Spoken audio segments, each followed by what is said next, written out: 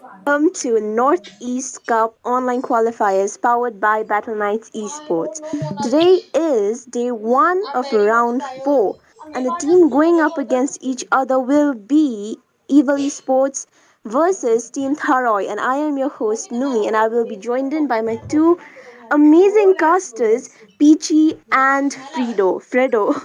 So, hi Peachy, can you tell us about how you feel about today's match? Since Evil Esports has been dominating the matches recently. Definitely, Nomi. They are actually creating a maddening scene because even yesterday, that was the round three of day two.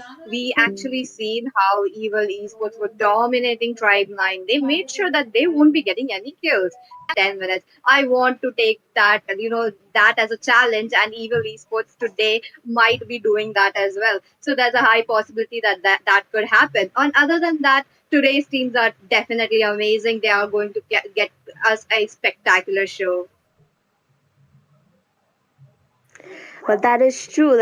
Even I was on the chats yesterday, and there was a poll about how Evil Esports would finish it under 10 minutes. And I think Evil Esports, finished it under 10 minutes and 30 seconds. I mean, that's close enough. So, Fredo, can you give us your thoughts on how today's match is going to be?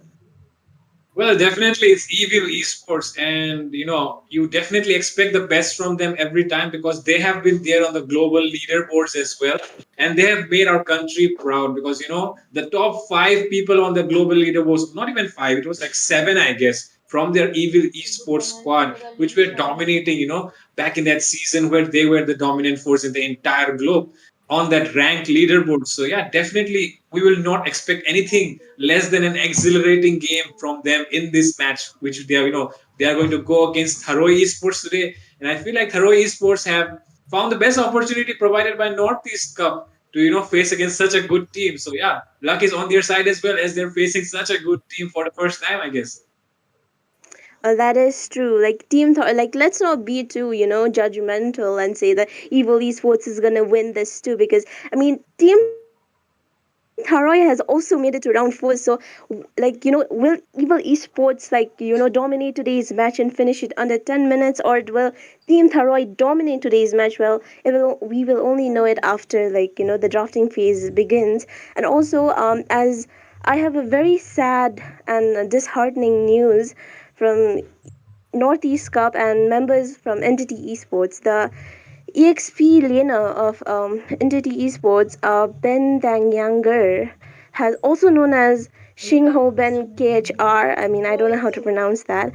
Has sadly passed away today, and we, the Northeast Cup community members, send our best regards to Entity Esports and family members of Shingho, and he will always remain in our hearts as one of the best EXP laner. Like they performed it offline, the match was offline, but we send our best regards, and looks like the drafting phase has begun between Team Tharoy versus Entity Esports. So Peachy and Fredo, you guys can take away from here. Thank you, Numi. That was a wonderful introduction, and I was really happy to see that these matches are up, and it is your fan favorite coming up, and it will be none other than Evil Esports taking over Team Tharoy.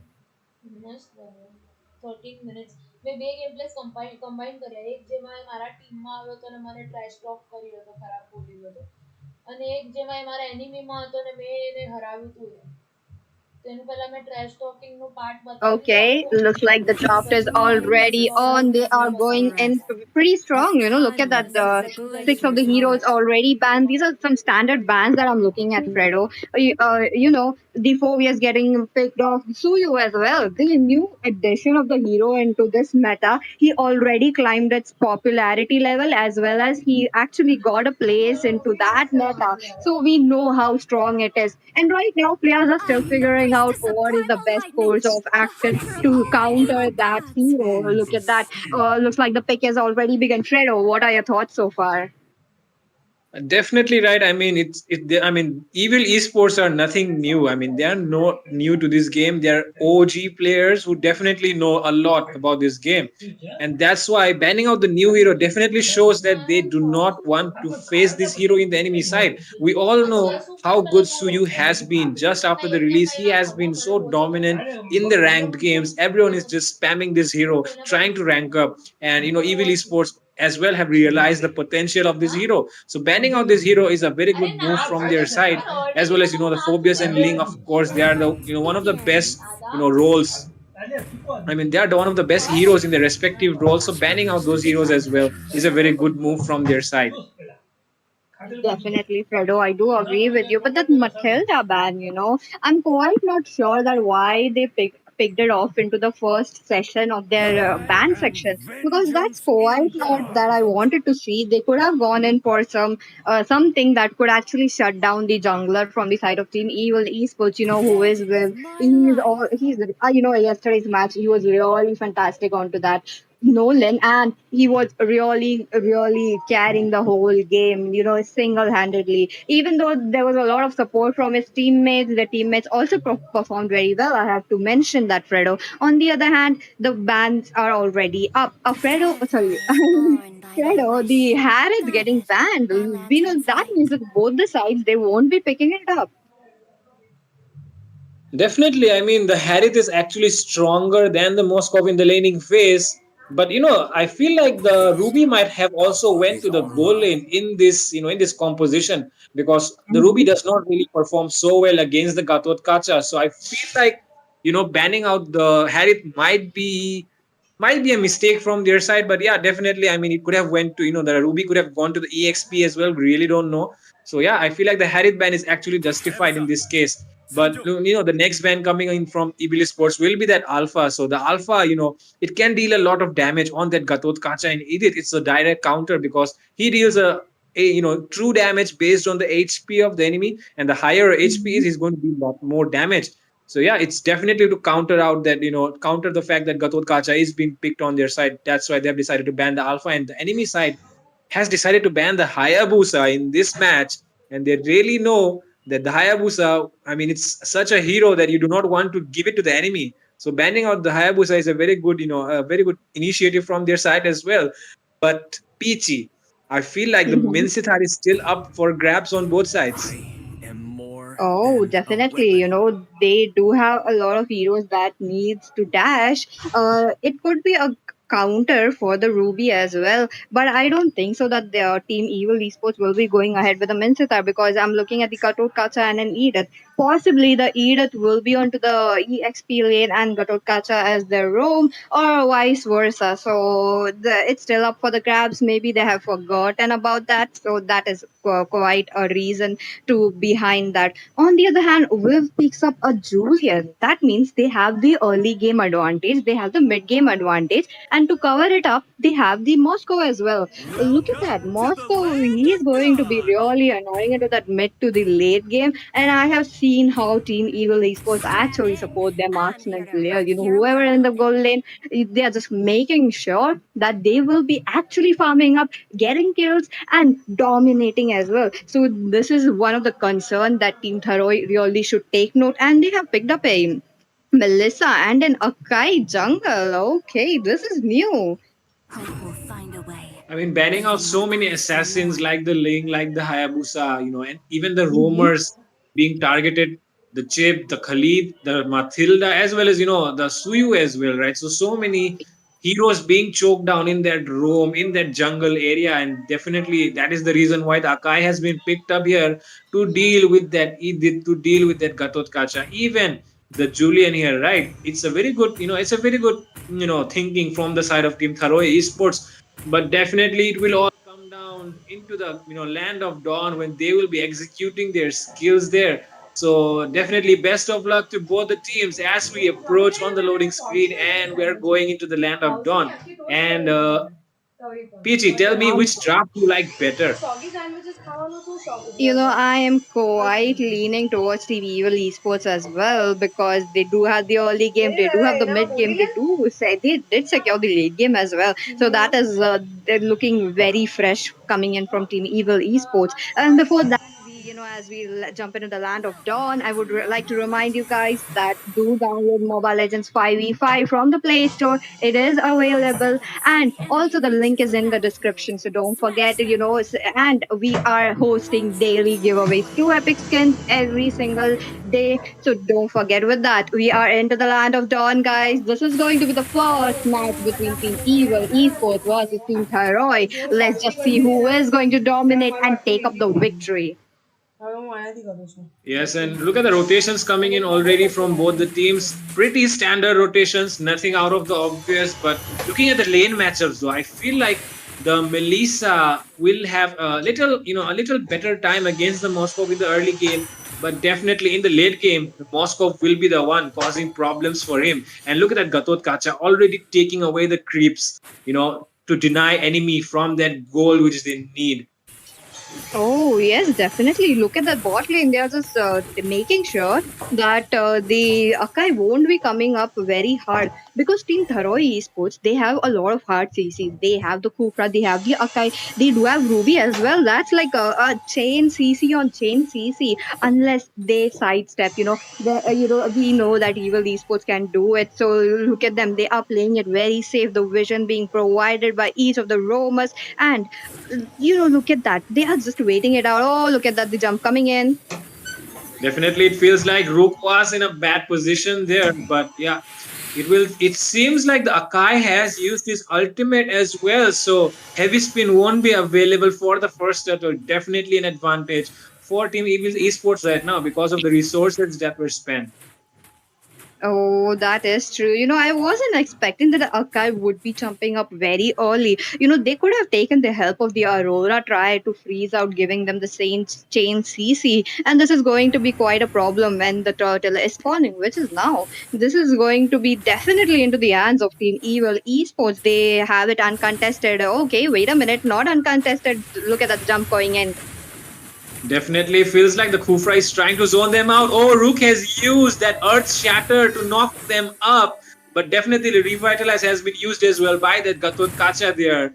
And right now, the Turtle is a little bit on the side of Team Tharoi. But it feels like the heavy spin is available again. They will be using it on Rook. Rook is being choked onto that wall right now. The Moscow is not arrived. Yes, he has arrived to the scene. Oh, Spider-Man taking the turtle away. First blood by Blair the Dog Man onto him already. And it feels like the Kufra goes down as well. Oh, in a bad position there. It's a 3v2 situation going on. Frank Ocean goes down as well. Oh my goodness. The trade, I mean, they got the turtle, but they lost 3 for that. Do you think it's a fair trade, Pichi? I don't believe so.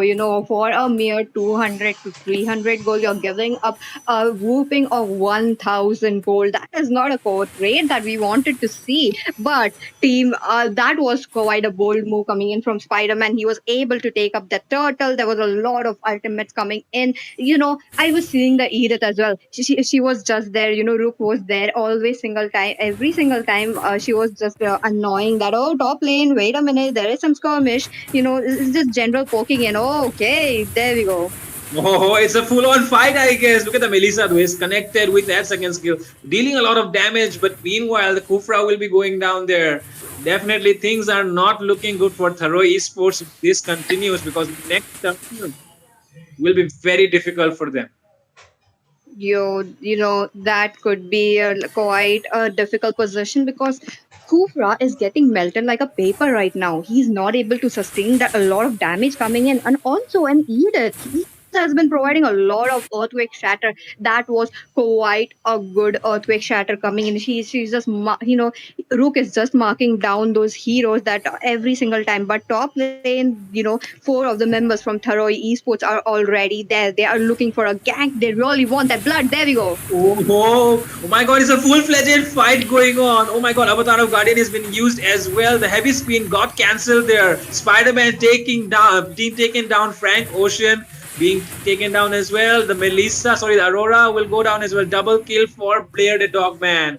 Gatot Kacha is actually doing very good right now with that, opposite lane rotation. I mean, he came down all the way from that, EXP lane to try and join that fight and come out on top there. Oh, definitely. That was quite good. But unfortunately, team Tharoi Esports really lost on that. That was quite unfortunate. But again, the Team Evil Esports, look at them. They are denying any kills. I don't see any kills from Tharoi Esports again. They do have the power spike into the mid game. Maybe we might be able to see that we are slowly creeping there. But Melissa, you're in trouble right now. Looks like she will be popping her ultimate to actually be safe. That was just as she really has to give up that turret, or it will be her life that she would be taking. Another possible invade coming in, either getting up that vision that the team needs, the spear of destruction striking. Definitely, but he will not be teleporting yet because right now it feels like they're trying to play it safe. They're not trying to take any unnecessary fights at the moment because the blue buff has already been taken away, so there's no point in taking fight there. I mean, Evil Sports is just so good at playing that objective game, right? They're so good at the macros. So definitely they're showing the discipline here. Definitely, Fredo, that is true. Look at the Kufra trying to jump in. That's a flicker being used up, and take it away, Fredo. Definitely feels like Avatar of Guardian has been used as well. Frigid Glacier pops in time. Heavy Spin has been used in a perfect way this time. But there's not enough damage coming in from the teammates to take down that Moskov there. The fight still goes on. The Julian has used his skills on the Melissa there, and the Kufra gets caught out of position, trying to save his teammates. Just the normal day for a roamer. Oh my goodness! Look at the spear of destruction coming from the Moskov there. Connects so well, takes down him trying to recall there in that bush. Oh my goodness. What was that pitch? This is what I was talking about. They do have an impeccable eyes. They do have a lot of a good map control as well, a map awareness as well. The spear of destruction was point on, and I talked about how they will be okay. The red buff. Look at that Kufra going down again. Yeah, definitely right. I mean, the Kufra, he jumped in without any support from his teammates there. He had to go down there. And the third turtle is up. Do you think Evil Sports will be taking the third turtle or will they proceed for an early lord? There's quite a lot of time left, merely a seconds. I'm talking about 40 more seconds to go. They could still try to get some gold for themselves, or they could go for a split push as well, because right now the map is opened up from the bot as well as the top. So they could go in for the second tier in turrets as well, so that is quite possible, but looks like they have no plans in taking up the turret, the turtle. So again, they might be just proceeding ahead, but Thorough Esports, they are planning something. Look at them swarming up. 5-member gang coming in. I really want to see who is going to be the lucky one getting hit by Thorough Esports, but the disengage is there. Again, Team Evil Esports are plotting the same. They are swarming up in the bot lane. They are giving up the turtle, the spear of destruction going in. Will it be the case? And there we go. Oh my goodness, look at the damage coming in from the Moskov there. Takes down a full HP Aurora all by himself. And the Eternal Guard has been used as well just to pop it off there. Oh, Spider-Man takes the second turtle away from Viv there. Retribution being gapped. But oh my goodness, triple kill coming in from main size there. Oh my goodness, that's a lot going on right now. And look at that Melissa as well, trying to poke down that Gatot Kacha every single time he can. They are so tanky right now, Team Evil Esports. Even though there's the muddles and cuddles coming into the play, that's just not enough. But the damage from Vixana, a lot of damage. They really have to give up this turret yet again because they just secured the first kill. I really thought that this is going to be the same match as yesterday, while Tribe 9 could not able to pop one single kill. But that Akai, oh my god, he was able to take down that kill. But again, bot lane, there is some quite skirmish, and just 9 minutes under the passive of the inhibitors are already popped off. And definitely the heavy spin has been used as well to, escape the fact. Will he be going down there?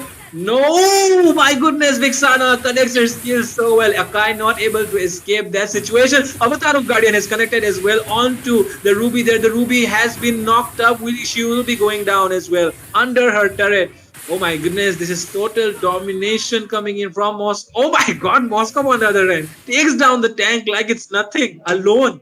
1v1. Oh my goodness, Kufra. I mean, Kufra, is it a Kufra or it is something else? Because it didn't even seem like it was a tank there. Definitely look at the damage coming as well. He's able to clear all those minions under a 2 second mark, so that is quite impressive. On the other hand, the team fight has already started, Fredo. Definitely feels like, look at that, Julian taking down the Akai there again. He really wants to get the revenge for him stealing two turtles away from him, right? And it feels like Mhm. only the mid lane inhibitor is standing right now. And to be honest, asking you a question there, Peachy, how do you think EVD Sport missed out on two turtles in this game? Oh, that was just a miscalculation. Maybe the zoning was there quite into the hands of the side of Team Thoroughway Esports, so maybe Viv was not able to pop that retribution on time. But there we go. The Lord has been taken down. The level 1 Lord. And to remind you guys, the inhibitors are already taken off. This means that the Lord can straight up march down to the crystal. So this is a very big bad news for Team Tharoy Esports unless they give a fast clearance to the minions and to the Lord as well, which is most needed if they really want to stay in this Northeast Cup land event. Definitely, this might be the end or it might be the beginning for anyone here, even evil esports. Even if they are good, I will really not give the game away to them already, because they have a lot of good lane clear, right? They can use the Akai as Uh-huh. well to zone out any sort of initiation. The Lord is marching down there. They are trying to clear that Lord. The mid lane, though, is exposed, will be taken down. Avatar of Guardian connecting so well there. Heavy spin is not there, so they'll not be able to do anything about it. Frigid Glacier is popped as well. And the Moscow locks that base down. And the first win goes towards Evil Esports in Northeast Cup. What a match coming in. That was quite impressive. And also, Moscow with a score of 907. That was quite impressive gameplay coming in from Evil Esports. Now, Numi, what are your thoughts about it? You just witnessed a good match here. Well, oh my God, the wait, how like what was the timing or like how much like in under what minutes did like Evil Esports finish the match, Fredo? Like, can you like tell me?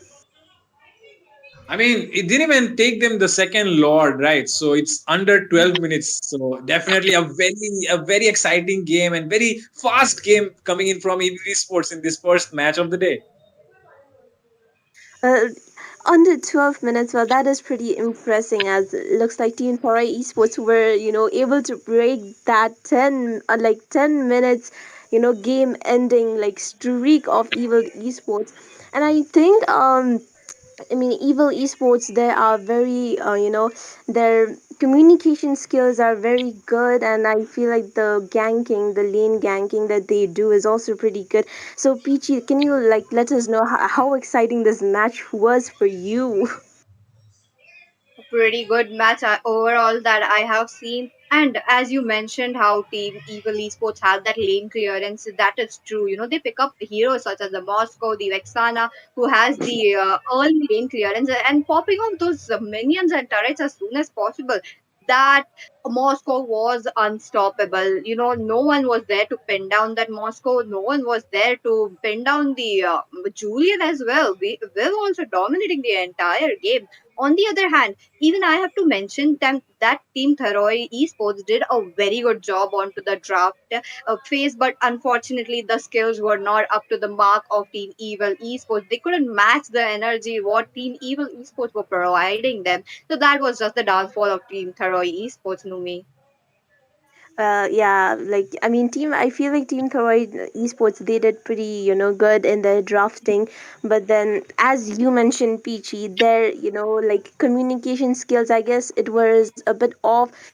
Since I like noticed like Kufra was like rushing in, like he was like Kufra, he or she, whoever it is, Kufra was playing pretty roughly into the early games, and anyways, so Looks like, I mean, we have come to the end of the match. I mean, not the end of the tournament, please. Today's first match.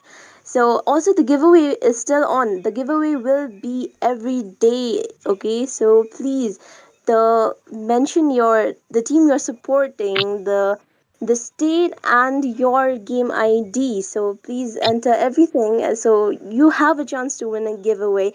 And please stay with us till the next match, which is going to be between Meow Meow Gang versus Glowjobs. The names are pretty interesting, I must say. Interesting names.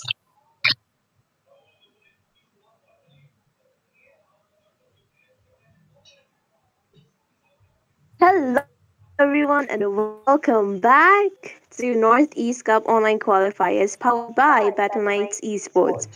So today is day one of round four, and the team going up against will be ABM on the blue side versus Show No Mercy on the red side. I'm really sorry for the last, introductions on the team. Looks like there has been a bit changes with the schedule.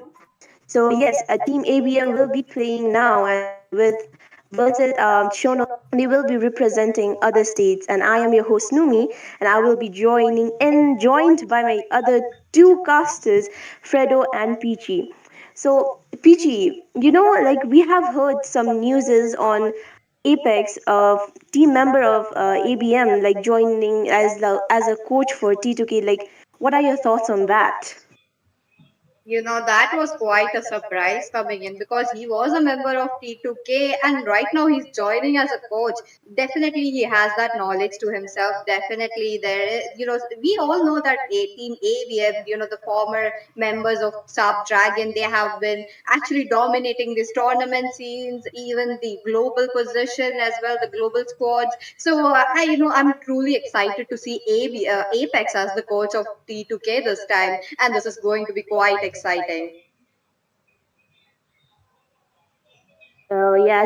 like ABM will. I mean, sorry, Apex will be coaching T2K. I mean, we've heard some news about it. So Frido, like, what are your thoughts on how this match will go? Against like ABM versus Show No Mercy. I mean, the name says it all, right? Show no mercy definitely wants to show no mercy, but in this match, I feel like they have to be on the other side of it, if you know what I mean, because it's definitely a tough fight for them because ABM are definitely the top contenders of even the Northeast Cup right now. But like you said, Peachy and Numi, the fact that Apex has joined T2K as the coach, definitely there's a question in the community right now that will Apex still continue to play for ABM? And that question will be answered if you guys are watching this tournament because we will be the one showing you if ABM will still be continuing, playing with Apex or will Apex move out of the tournament because he has to coach the other team right now. But definitely right now, Apex is still going to play. So yeah, I'm definitely excited to see Team ABM performing tonight.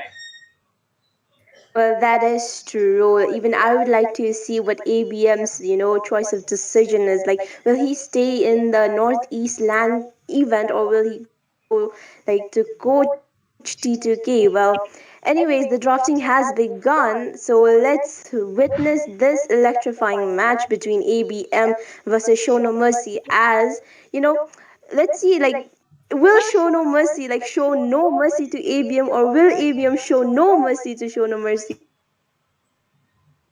Definitely excited to see. Peachy and Fredo, you guys take it on from here. I don't want to talk too much. Thank you, Numi, for that wonderful introduction. That was quite a good talk show that we had because these teams really don't need an introduction because they have been dominating left and right in every single year. It's ABM versus Show No, not giving any kills to Show No Mercy. I mean, literally, right? I mean, look at the team name. I mean, the first player on Show No Mercy, look at his name. His name is Killing Machine, right? And I would definitely love to see if he actually lives up to his name in this game because in the last match, we saw how Evil Esports was just so dominating. They were not giving away any kills in the early game to the enemy side. And in this match, I would love to see if Killing Machine can actually take some kills away from ABM. And look at that, the first pick coming in from Apex there, he locked his signature pick, that chip. Yo, this signature pick coming in. That means there is going to be a lot of skirmish coming in. Maybe the bot lane, maybe the top lane. I really believe, I really think that Team Show No Mercy will not get any opportunity to actually push. But look at that. Look at the pick coming in from team, Show No Mercy though. They have picked up the Mia, and my goodness, Peachy. I mean, I'm so fed up of meeting Mia in rank at this point. She just comes in like an assassin using her ultimate and just bursts me down out of nowhere, and her damage is insane. I mean, I can't even react to it before I can pop off my Wind of Nature, before I can pop off my Winter Crown. She just deals the damage and runs away before I can do anything or react to it. So annoying. But it feels like Show No Mercy really want to be annoying to Team ABM this time. Oh, definitely. She has the moonlight, she has that purifying effect to herself. So she can actually believe, she can actually go out of the dangerous situation she is in. But again, they are too tanky. Look at them. They have picked up a Khalid. They have picked up a Aurora as well. Aurora has that opportunity, and Aurora actually has the window as well to actually come up, creep up to Mia and pop that frigid glacier. She again has the pride of ice, so this is quite going to be a challenge for that Mia. But again, they really showed their cards right into s- the first session of the pick phase. So I'm not quite sure. Again, a Benedetta coming into the play. Benedetta, who is going to be on to the EXP lane, she is going to be quite. She was a lot of annoyance coming in, unless there is just the chip and the Aurora annoying her. Definitely, but in this game, I would really love to see if we all know how good Jay is, right? But Uh-huh. he's playing my signature hero in this game, so I'd really like to see if Jay can if Jay can actually play better than me, or will I still remain the top Khalid in India? I would definitely love to check out Jay in this game. But yeah, with that, the pick coming in from Ryu will be that Nolan in this game. Oh my God, the early game snowball is real. I feel like Team ABM really wants to wrap this up as soon as they can.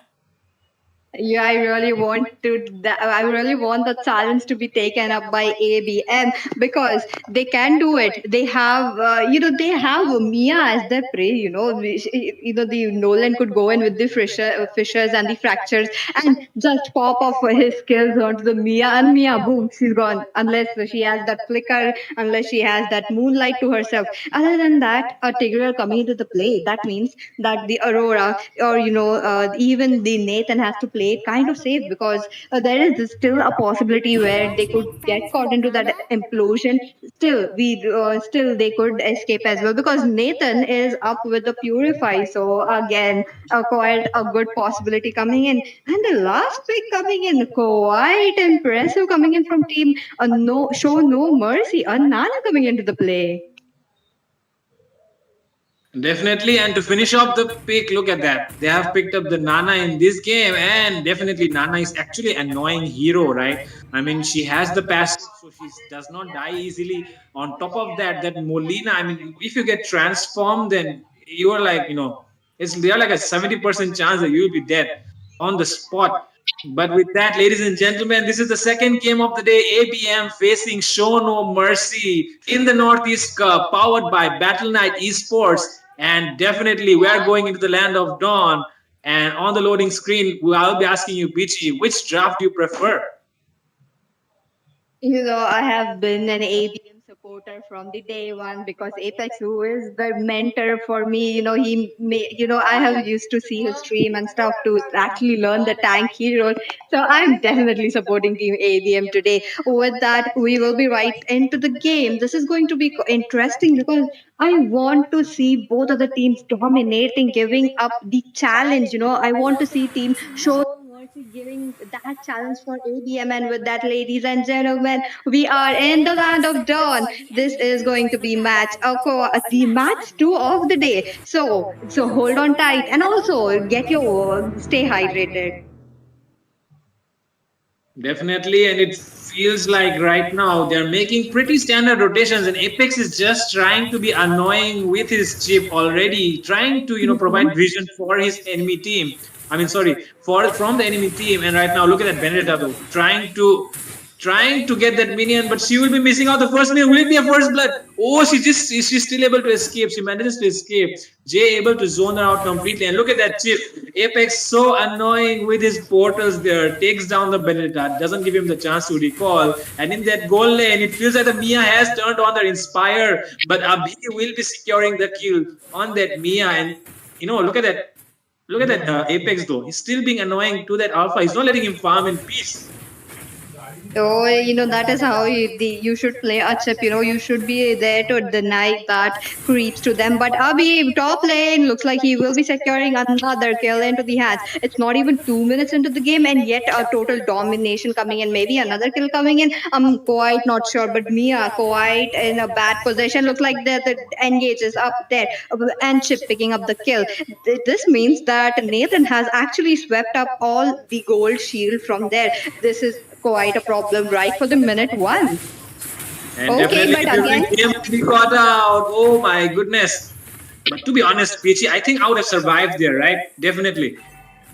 yes, that is true. That she just there was like a small window of opportunity, and that was just enough. So there's this disengage coming in. They're playing it slow right now. Team ABM have the gold advantage. They have the kill advantages as well. I'm not supposed to say this right at the 2 minutes mark, but again, they are doing a lot of domination effect. But look at that, the fracture missing up onto that Benedetta, the alpha charge coming in. They will let this be the end of Abhi. He has that pride of eyes as well, but that's not enough. Yeah, and Apex, right? I mean, look at Apex, man. He's just being so annoying right now. And Jay is also poking down the Tigrel. Oh! Oh, look at that, the raging sands coming in, and that was just the end of Tigreal. Tigreal does not have anything to alpha. The fractures coming in onto the alpha, who is very low. The hailstones could not do anything. For now, he is safe. Right now, Team AVM don't have enough items to support the damage coming in. Yet they have a lot of damage, but again, a skirmish coming in. Khalid in a position where he's battling out that 1v1, a quicksand being popped out as well. Oh, okay, the passive being blown off onto the Benedetta there again. The three member coming in, the final blow, Electo being popped off as well. But bot lane, wait a minute, the shortcut coming into the play as well. So Nathan picks up that kill. So this is quite looking good for Team AVM, don't you think so, Fredo? Definitely right. I mean, the chip is providing the vision. He's making the team out rotate. Oh no! Look at that Jay though. He's trying to use that raging sandstorm onto a Natalia. Definitely something which I would not do.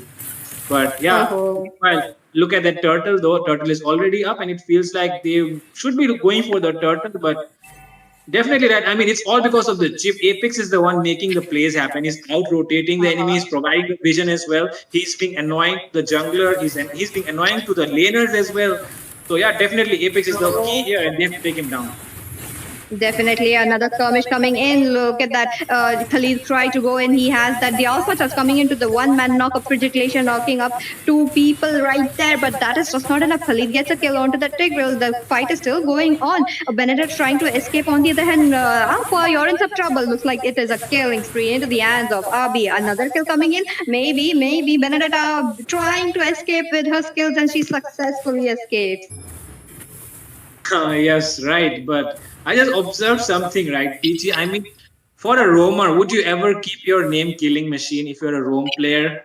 It definitely doesn't sound right to me. What do you say about that? That was just not enough, Fredo. The Tigreal is trying to so much. He's trying to get a push on them, but every single time ABM is doing a side step as well. So this is where the problem is coming in. Looks like the first turtle is already popped off into the hands of Team ABM. They are looking to gank up the Benedetta, who is in a very bad position right now. Three member already tailing her. Will it be the end? The prey Frax is doing its job, and there we go. Nolan getting that kill. But early game domination is still there. Definitely, and I know, it feels like right now Team S and M, Show No Mercy, have decided to pick up the pace themselves, and they're trying to look for a gank in the bottom lane. But the fact is, Team ABM is aware of those things, and look at that, they're trying to flank them. Oh, oh, wait a minute. Look at the shotgun coming in, coming to the play. But a mega kill picked up by Chip. The fight is still going on. A killing spree picked up by Jay as well. He is quite aggressive.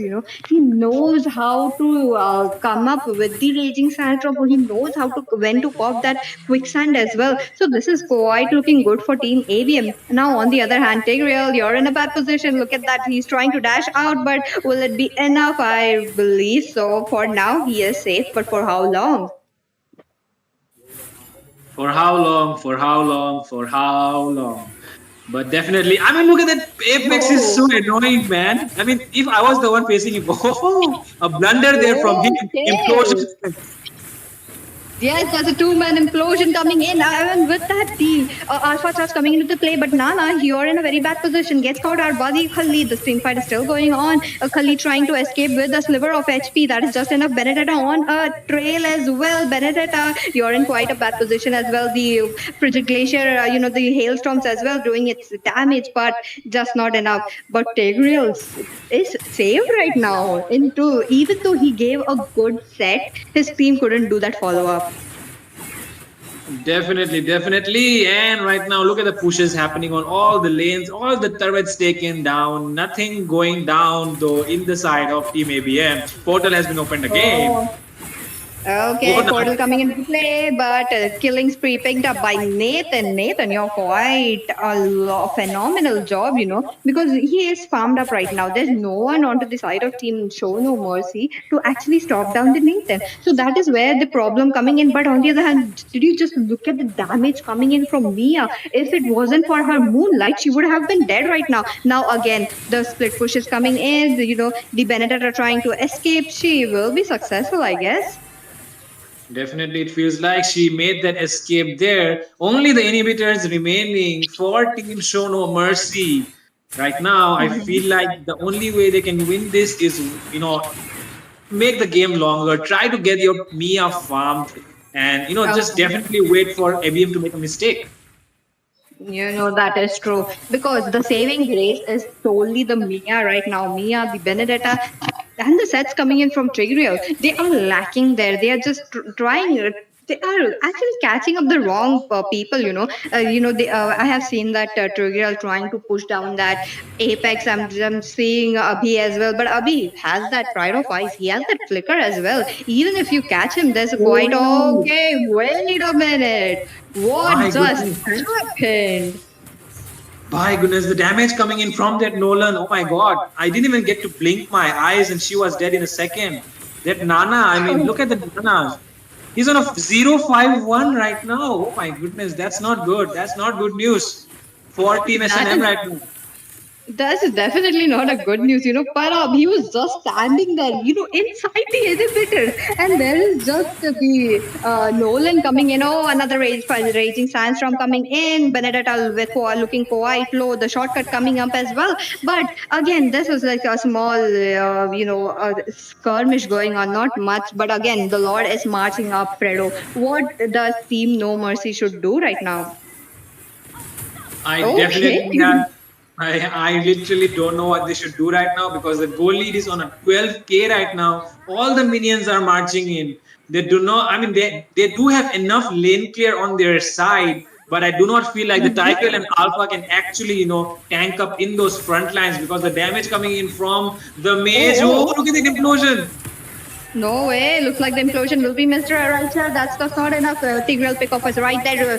AJ going in with the raging sandstorm. He is quite low. A double kill picked up by Nathan this time. Radium going in strong. This is good. This is quite going to be the end of the base of Team Show No Mercy because they don't have the items. They don't have the gold as well. And there we go. Team ABM picks up the victory. The first victory for Team ABM in this tournament, and definitely I feel like it is one of the best matches, of tonight. So much action in a single match, and I'm really curious to see what more is going to happen. Definitely, Fredo. There is quite a lot of good games lined up. So I do believe that they have the chance. But ABM, did you see the domination coming in from them? Numi, were you witnessing that match? I was witnessing that match, and it's pretty like it's not even surprising anymore. Like ABM is one of the top teams in India, and I feel like ABM has finally decided to join the the game ending under 10 minutes. Like since ABM finished the match in under like 9 minutes and blah seconds, so that was a very, interesting match coming from Team ABM and Show No Mercy. It feels like Show No Mercy did try their best, but there was a slight miscommunication between them, Fredo. What do you think? Definitely, it feels like there was a miscommunication between them, and that is why they were not able to, outperform ABM in the match. But yeah, definitely, my camera is looking a bit odd right now. Do not. I mean, I'm sorry for that. There's a certain problem going on here. But yeah, definitely, the match was good, and I feel like Team ABM were looking really strong, especially because of Apex on their chip. Well, that is true. I mean, I was like, it was pretty surprising to see like Apex playing chip because like they mostly go for like Grok and Xfog. So, anyways, like Jay's Khalid was also pretty impressing. Like Fredo, do you have any like comments on that? Like since you are a very pro player of Khalid, and everyone in the comment sections will spam that eventually. Definitely. I mean, I was just joking, right? But Jay is actually a better player than me. But yeah, definitely, I really like Khalid a lot because he can actually, clear the lanes very well, as well as he can deal a lot of damage as well. So definitely, and even his ultimate is so useful for those team fights to make those initiations happen on the back line, and that is why I was really impressed with Jay today. Yeah, well, Peachy, like, what do you think, like, the gameplay coming from Show No Mercy was? Because I feel like, Show No Mercy would have done better if they got, like, a bit better draft pick. I do believe so, Numi, because that Nana, that Mia, that was quite not the play coming in. They really had to wait it out to the late game, but Team ABM denied the late game, so that was quite a problem for them. There was definitely a problem into the draft as well as the lane clearance as well. They should have banned the chip because even though the chip was nerfed to the last patch, he's still dominating. Look at Apex; he's able to utilize it to its most potential. So this is where Team ABM is actually one of the top squads in India. This is the reason why. Well, yeah, ABM is one of the top teams, and looks like ABM has proved that today again.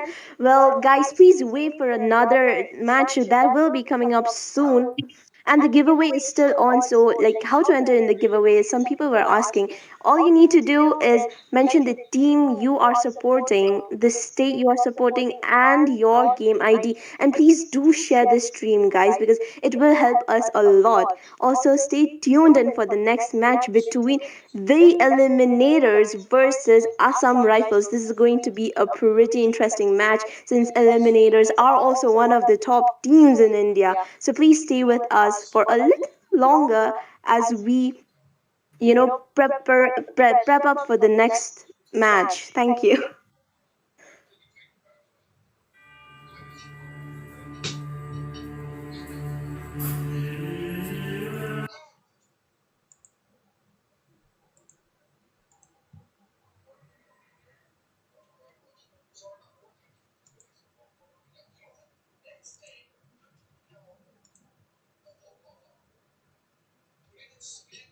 Stay tuned in for the next match.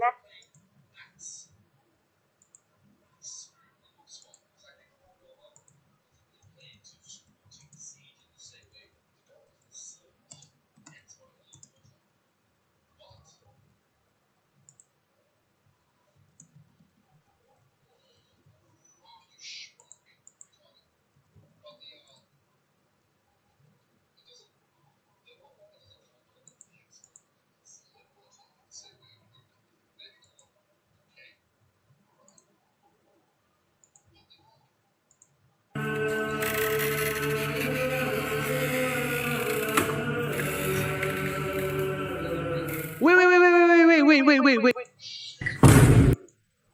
The casters did. Let's skip that question and look And joining me will be two beautiful casters. It is Jenny and Linwall. And Jenny, you're from Assam itself. Why do you think a Manipuri team could come up with the Assam Rifles name? well. I guess I know the facts, but I don't want to state them because it'll create a lot of Definitely. controversy, I suppose. So let's skip that question. And looks like they're already onto the draft.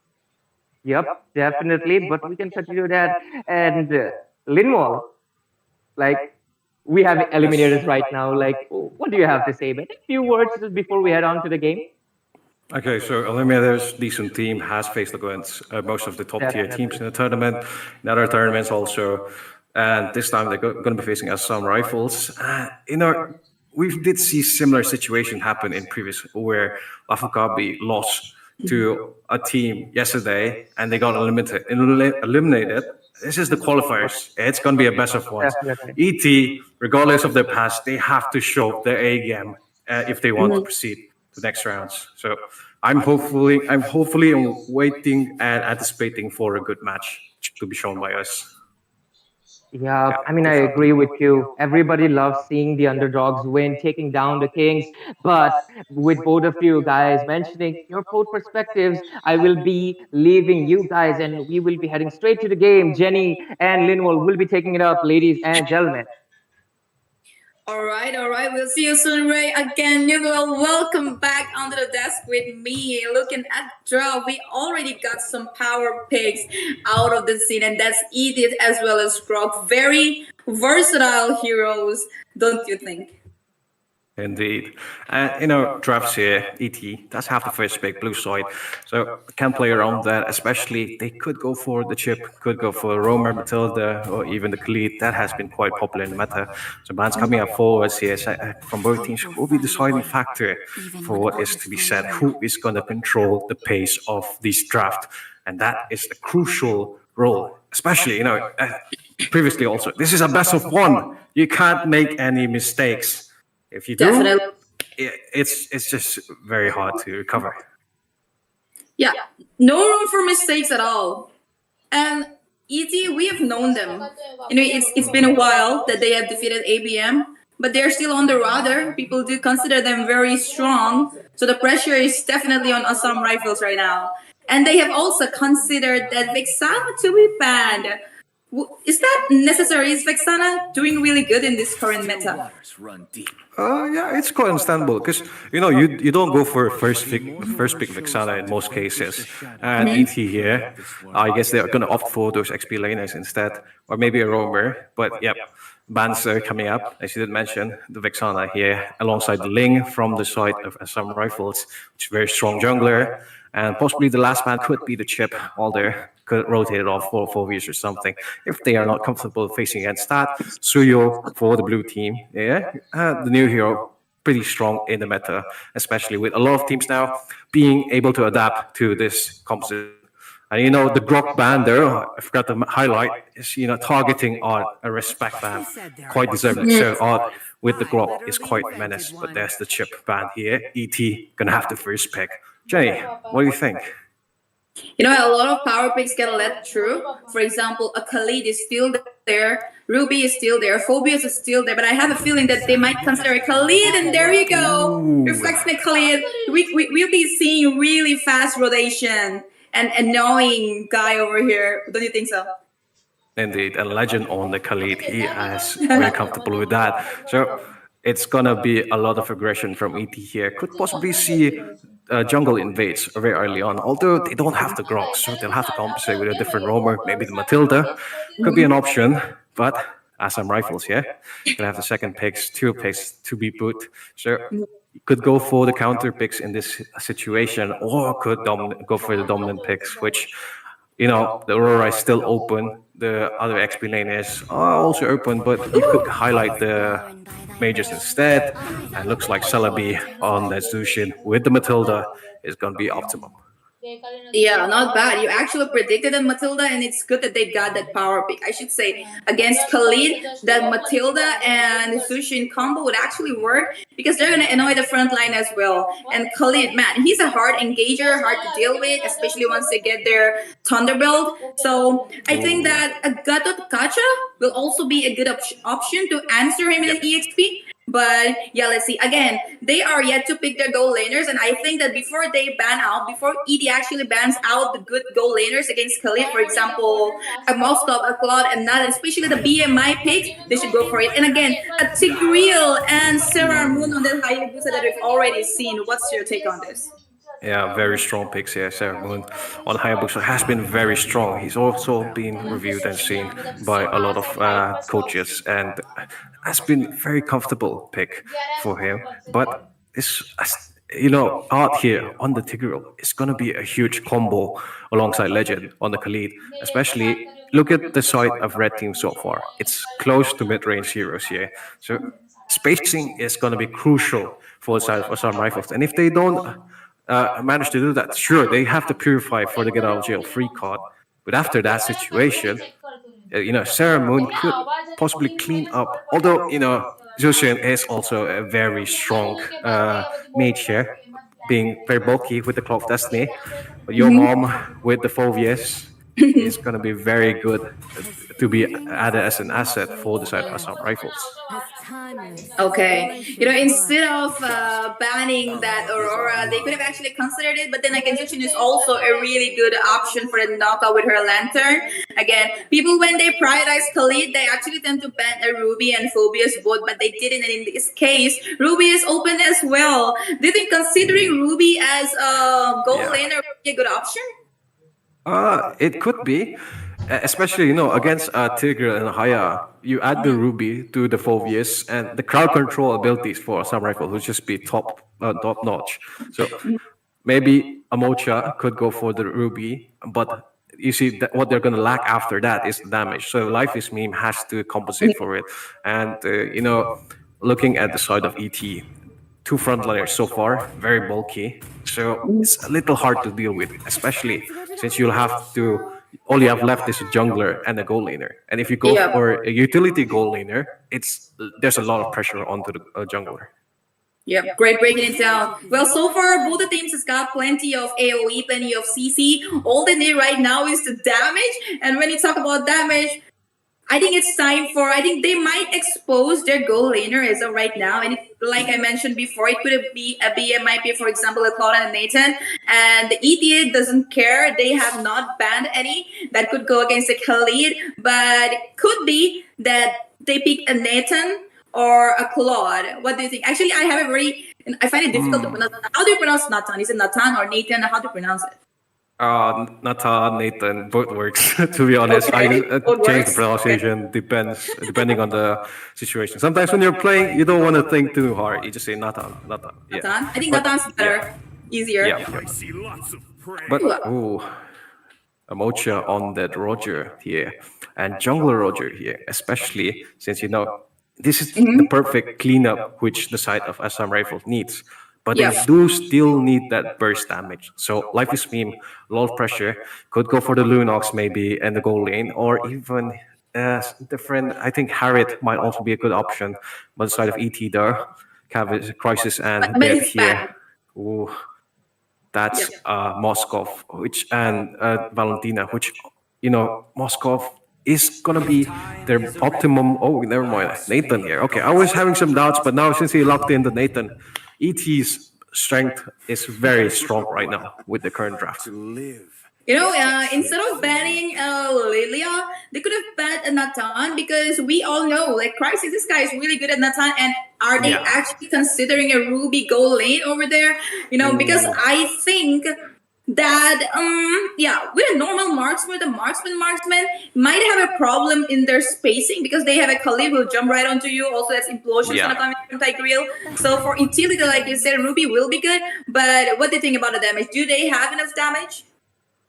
From the early to mid game, yes, but in the late game stage, it's going to be a bit difficult for Assam Rifles. So they're going to have to close it up very early. But against a team like ET, they're going to be expecting that, especially since Bit locked in the Faramis here, good in close to mid range. And if the side of Assam Rifles always clumped up, he's going to have an advantage on that situation.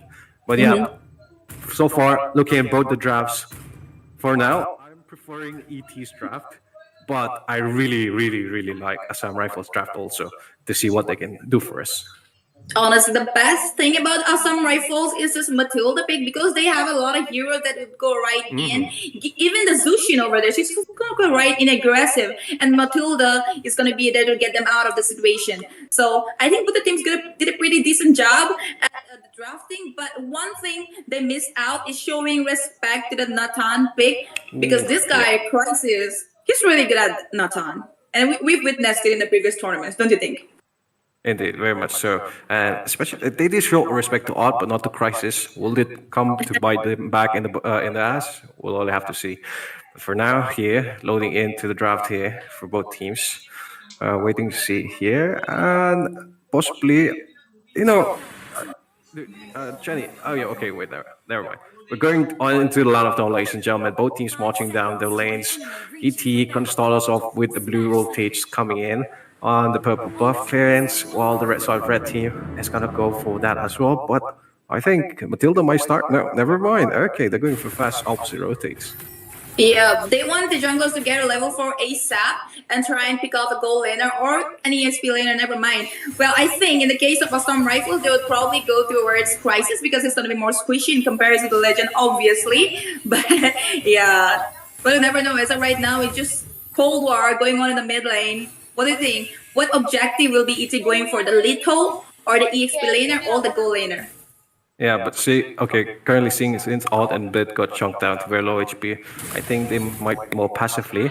And contesting the Lito is going to be a tough situation, especially, since you're going up against Azushin here, who can zone a lot. If you go down to low HP, the Mocha on the Roger is just going to finish him off. Just like that, half HP gone there. Assam Rifles playing it very aggressive for now. Has to wait for levels, but a bit of skirmish in the bot lane. Ooh, looks like they will actually try and pick up that EXP line. It could be a first blood and Sarar Moon for ET securing that first blood. It's a pretty good early game rotation, I think. I mentioned they could actually go for the goal EXP because in comparison to Khalid, this guy, Crisis is squishy. But then ET be like, no, we're going to get your EXP. Again, it looks like they're rotating towards the top lane. Might be a setup, although there are just 20 seconds left for the turtle. So could be that they don't rotate top and just get the turtle down. Yeah. Maybe so. Odd here, being chunked down a little bit. Quad Shadows also coming up. And ET, they're playing it for the team fights. They're playing it for their level 4s, waiting in for this experience to build up, especially since the side of Assam Rifles. They're more dominant in the early game side, and you have a lot of crowd control abilities, which are very strong. Lanes also, it's really good since the priority was given in the XP lane here, and Legend can farm up. But Odd and Bit in the mid lane has been bullied for a very long time. Telefighter going to starting in. Legend's going to be the first one to have the contact. Yep. Well, Serrar is still on the red buff while Yomom on the infernal person right over Legend. Very low on HP, but he's gonna get his HP back. While Amocha's already on the turtle. They do not have the opening up to go for the turtle yet, but then look at that. Bit might be in trouble, could be a pick, and there we go. Assassination might come in from Serrar, and there you go. Matilda's down already, and the turtle has been taken out by Serrar as well. They're also gonna use that dog cop on Yomom, but double kill. Infernal person triple. It could be a maniac. And oh my god, what a trade! A maniac for a turtle. Linwell. That's some rifles there. Yeah, they just played it so optimum. Even if they lost the turtle, just went to capitalize all of the abilities of the side of ET was already used. ET also very good spacing from Bit, crossing over the walls and using the ultimate abilities with the high booster to allow him to use the retribution. Most of the teammates are already down on HP, already used up everything in the fuel. So, gonna get punished. Awesome rifles here with advantage, but Art still does have the flicker. So, you might look for a pickoff here into the goal lane side, but it is a Ruby. So, it's gonna be very hard to melt down, especially with the support given by Prime PD. Looking at side of Awesome rifles, they're gonna play it back and save and look for an opportunity, perhaps, on the squishier targets. Yeah.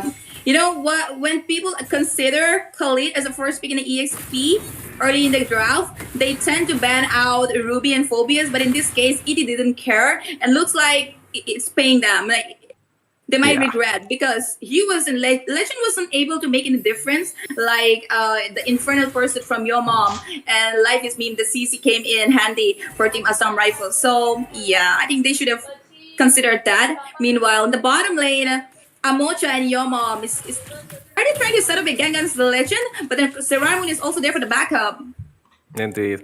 But they're not going to really go forward as, lone members here. ET set up for mid engage, possibly with Crisis here still on the active engage.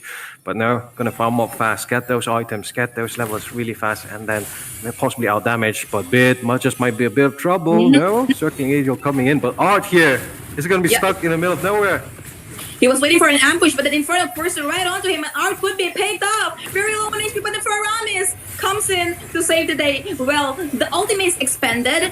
Art is very low on HP. Very, actually, good setup for the turtle, but Crisis is still there. So is Saramon's Retribution. So you never done Assassin, and well, too late. Too late. There was no window for Saramon to try and go and grab the turtle this time. So the turtle goes this time to Assam Rifles. Last time they got the Maniac, and this time they got the turtle. I think they're doing a really good job. They got their rifles all loaded. Again, in the top lane, Crisis not being able to defend the turret. Art will not be able to help as well.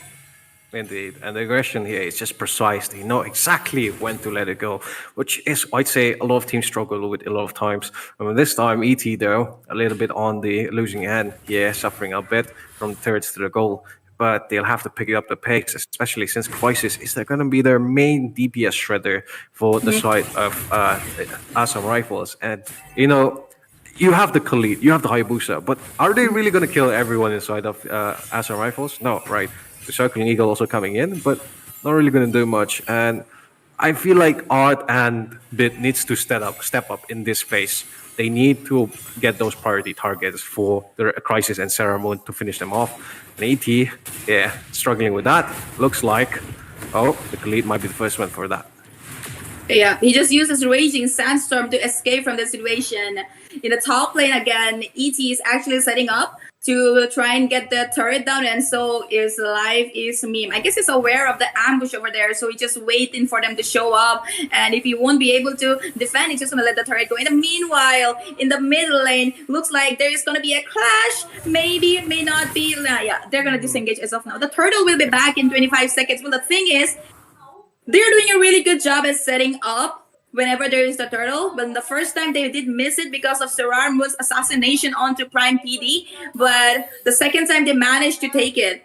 Well, they're doing a really good eating here, they're making some kind of mechanical mistakes, like expending all their skills right before the turtle. Okay, Yeah. they did manage to take the bottom lane as well. Mid lane might be pressure. Oh, that's a great impulsion coming in from Art. Will they be able to take them down? And Faramis comes in with his ultimate as well, but no. No casualties so far, but Legend comes in. Raging Sandstorm could be picked up anytime, and there we go. Celebi not very low. Okay, he managed to escape. There we go. Legend, a lot of CC for the guy to stand and heal himself. Unstoppable. Infernal Pursuit right over Art. The second target. Okay, not yet. Sarar Mundo, full HP, might be able to take the turtle this time. And the AT here, bit of an advantage, but low on HP. Oh, your mom could go with the re-engage once again.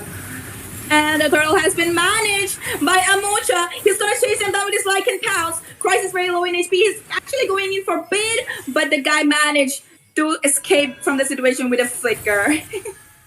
The Assam Rifles here playing it very cleanly there. For ET, not surprised. They're still in the game, still in the for the battle. Saramon here gonna be first taking the charge. Ooh, Yep. not finding any there. Actually, Legend, I think, is struggling a lot because of all the CC. So far in the draft, we've always noticed that people tend to ban, especially Ruby, Yeah. when you want to consider a Khalid, but they didn't do that, and they're paying for it. Again, we'll see. I mean, ET is ET. Well, you never know. It is one of the strongest teams in the continent as of right now. So, could be any time. I'm giving very them well mark said. of 40,000 gold. Okay, meanwhile, wait, hold on. Could be an assassination? Okay, no. Nah, Well, nah, nah. I'm saying could be that 40,000 gold mark. where they could actually make a comeback. But Crisis, will Crisis be taken with the Lycan Pounds? No, he will disengage and just go. Oh, implosion! Right over, mom. Will they be able to take him down? They're looking going for the person, I suppose, but the vengeance coming in handy. For Ramis is using up his ultimate to save them as well. There you go, and they goes back. No casualty. Yeah, BT very unfortunate. It doesn't have the finisher for there's a team fight here. And Odd also being chunked down once again. But yes, Assam Rifles ready for those fights whenever possible. Bit also being poked by a Mocha. And this is why Assam Rifles are dominating so much. They are taking advantage of the lead very wisely. They know exactly when to go in, and that is the crucial part. Especially, if you get shut down there, you're gonna give a lot of goal and equate the difference here, which is not what you want to see. Especially since you're going up against Nathan Crisis, though. He's really good at Nathan, as you did mention. So if he does get that edge, might just be able to finish off the frontliners for the side of SM Rifles and clean up fight, which is very much possible with if you have a Hayabusa on your team. But that's the thing which they're struggling with. They have bit on the Faramis, they have Odd on the Tigre. How they're going to go in for the team fights are very obvious here. Even being zoned off very easily. Tigreal has the initiation, but he has nothing else other than that. And that's the main crucial factor. You need to compensate that with a mage, and which ET so far is struggling a lot. Crisis, yeah? Yep. They are going to manage to take the bottom lane turret, but have to say, they have taken the Lord. Assam Rifles has taken the Lord, and right now, Legend and Crisis. Oh, he manages to recover Legend, bro. There is no way that he's going to escape from that situation. And that was a really sneaky. I won't say sneaky. I guess ET was like, let them take the Lord yet for the fight. And like I mentioned again, I'm still waiting for that 40,000 to 45,000 gold mark, where the jungler and the marksman will be very close to the full build. So could be a turnaround. Meanwhile, the bottom lane looks like an implosion being wasted, and Faramis is coming in healthy to save their kin. But right now, this could be a good knockup, but no, Art is taking in a lot of damage, might not be able to soak that up. And there we go, a good pick out right before the Lord. But okay, Serarmoon takes the Lord down in the top lane. Indeed. 80 is struggling a lot here. Lead is still in towards the side of Assam Rifles.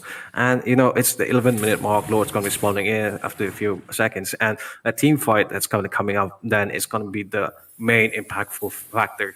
If the side of ET able to maybe kill off the Zushin or the Matilda before the team fight, I think that's going to be a GG for them.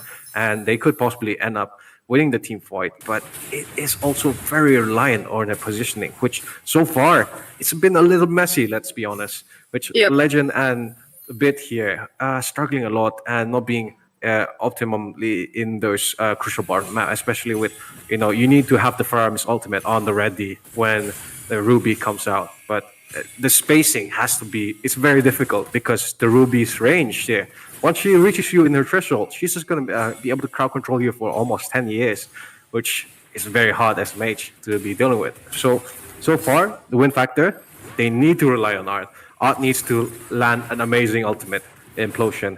But the Purify is there. That's the main problem. They need to bait that out for this fight.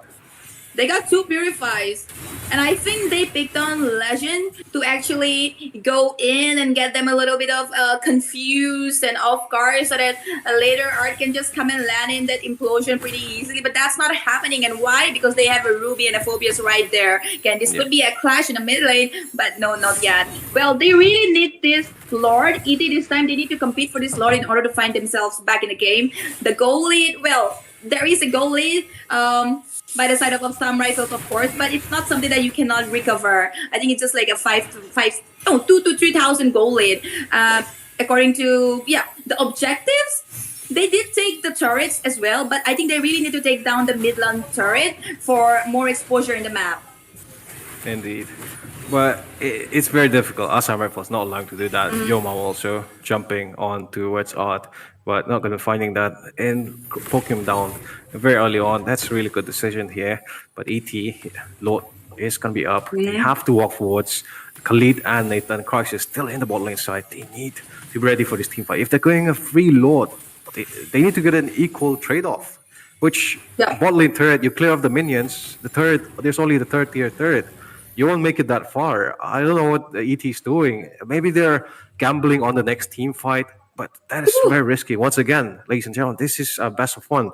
You get eliminated. Maybe you can return as a wild card. I don't know, but that's for later on the rounds to decide. We're still on the qualifiers, but for now, dude, it's looking very grim for the side of ET with Assam Rifles here, so strong currently with the team fights, with the positioning. Even the draft is very overpowered if you compare it to ET side.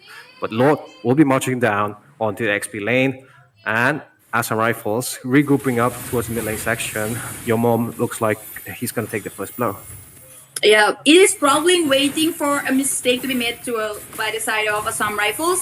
Well, they'll definitely be able to take down the inhibitor turret. No engages as of now. They're just trying to take down the turret. Okay, I thought Saramun was maybe going inside for a shadow kill, but no, they are playing it really safe. They are waiting to get their items. They are waiting for them to make a mistake. And if we could see the items, we could actually Linwood could break it down if they're ready to take on a fighter. Oh yeah. Team fights, they're not going to be happening yet, I guess. Possibly could check out the items in this case then.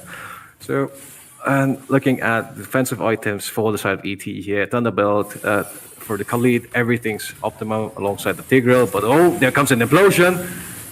They will definitely be, oh, that's a good one. Life is being missed out of the scene already. They're going straight in for Celebi, but Celebi might have a Purify over there and he manages to escape. Well, that's one pick off. And it's a good decision that ET is not willing to keep on chasing them and go back. They want to take it slow. So, yeah, it's a good decision. Again, Linwell, you could carry on with your itemization. Yep. Indeed. Crisis just caught the Divine Glaive there. And that is the precise moment for ET to go in for team fights here. He's going to shred every frontliner. Doesn't matter if you have Vengeance, doesn't matter if you have Immortality. Crisis is going to be the main force here, which he is in the front line, does pop in the ultimate, but just for safety precaution, dashes back safely. And yeah, very precise items by everyone, especially here with Hayabusa already having 40 stacks on the Sky Piercer. He's going to come in clutch for finishing off those squishies.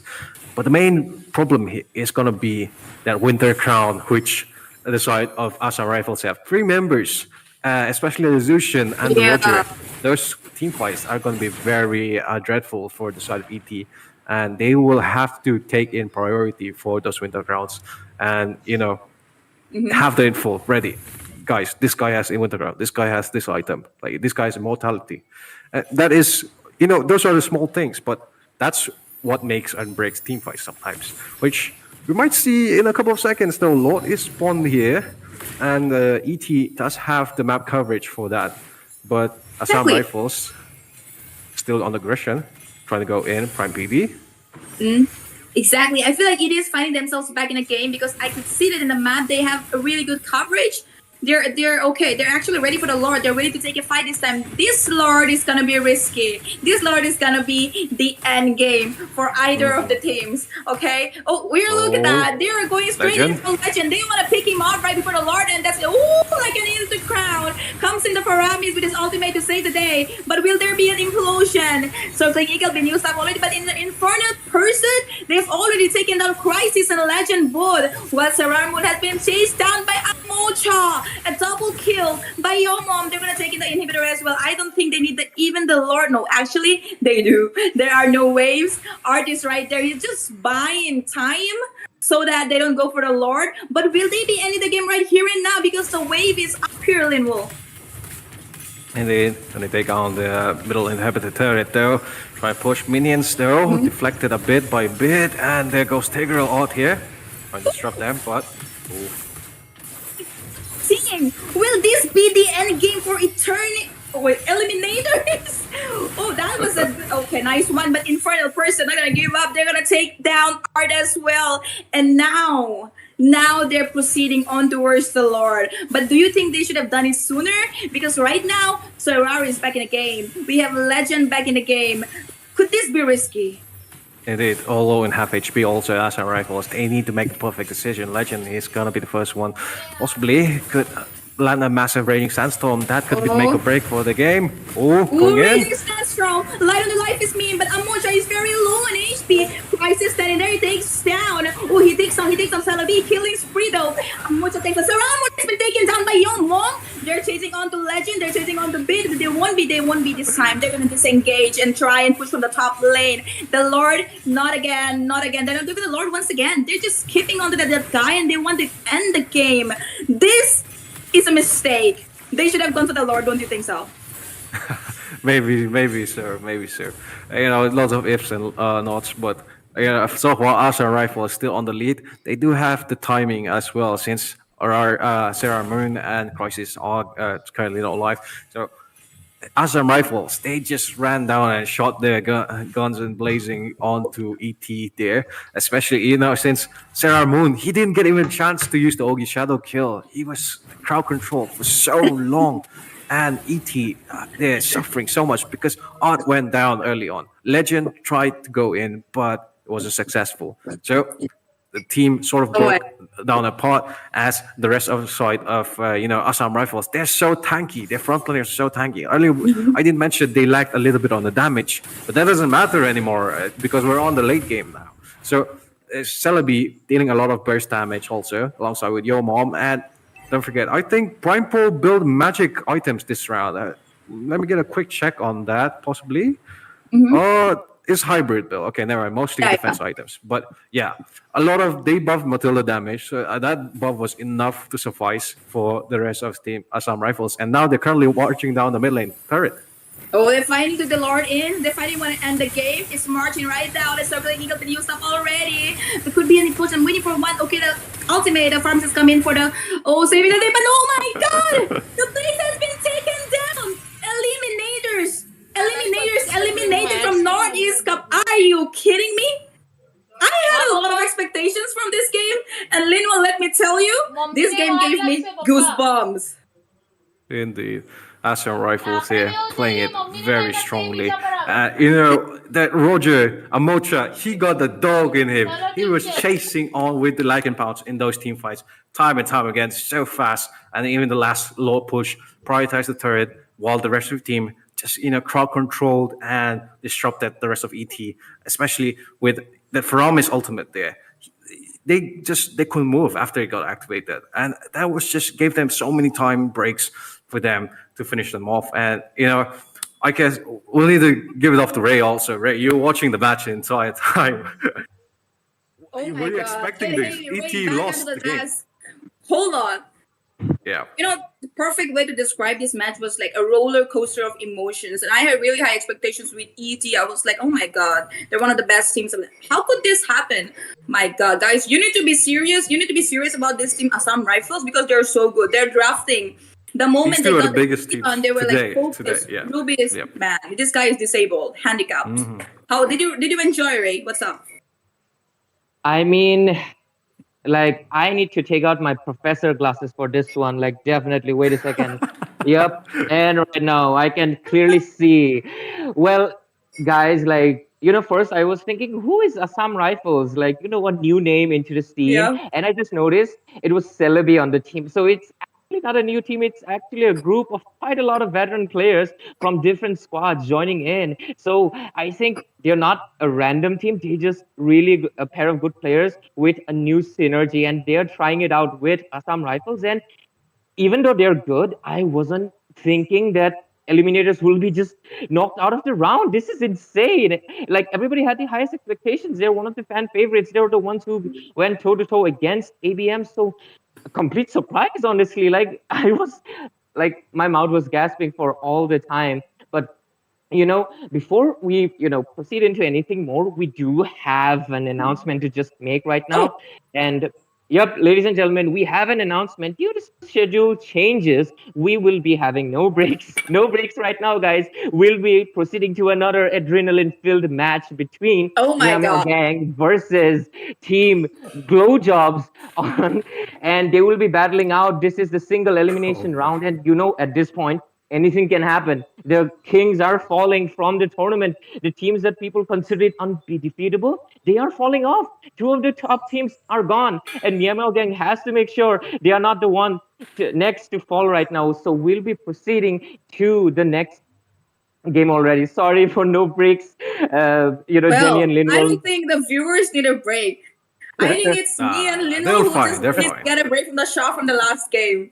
Both me and Definitely. Little like, okay, 42K mark, they're gonna come Mhm. back. 45K mark, they're gonna come back. 50K mark, they're gonna come back. And the comeback never happened.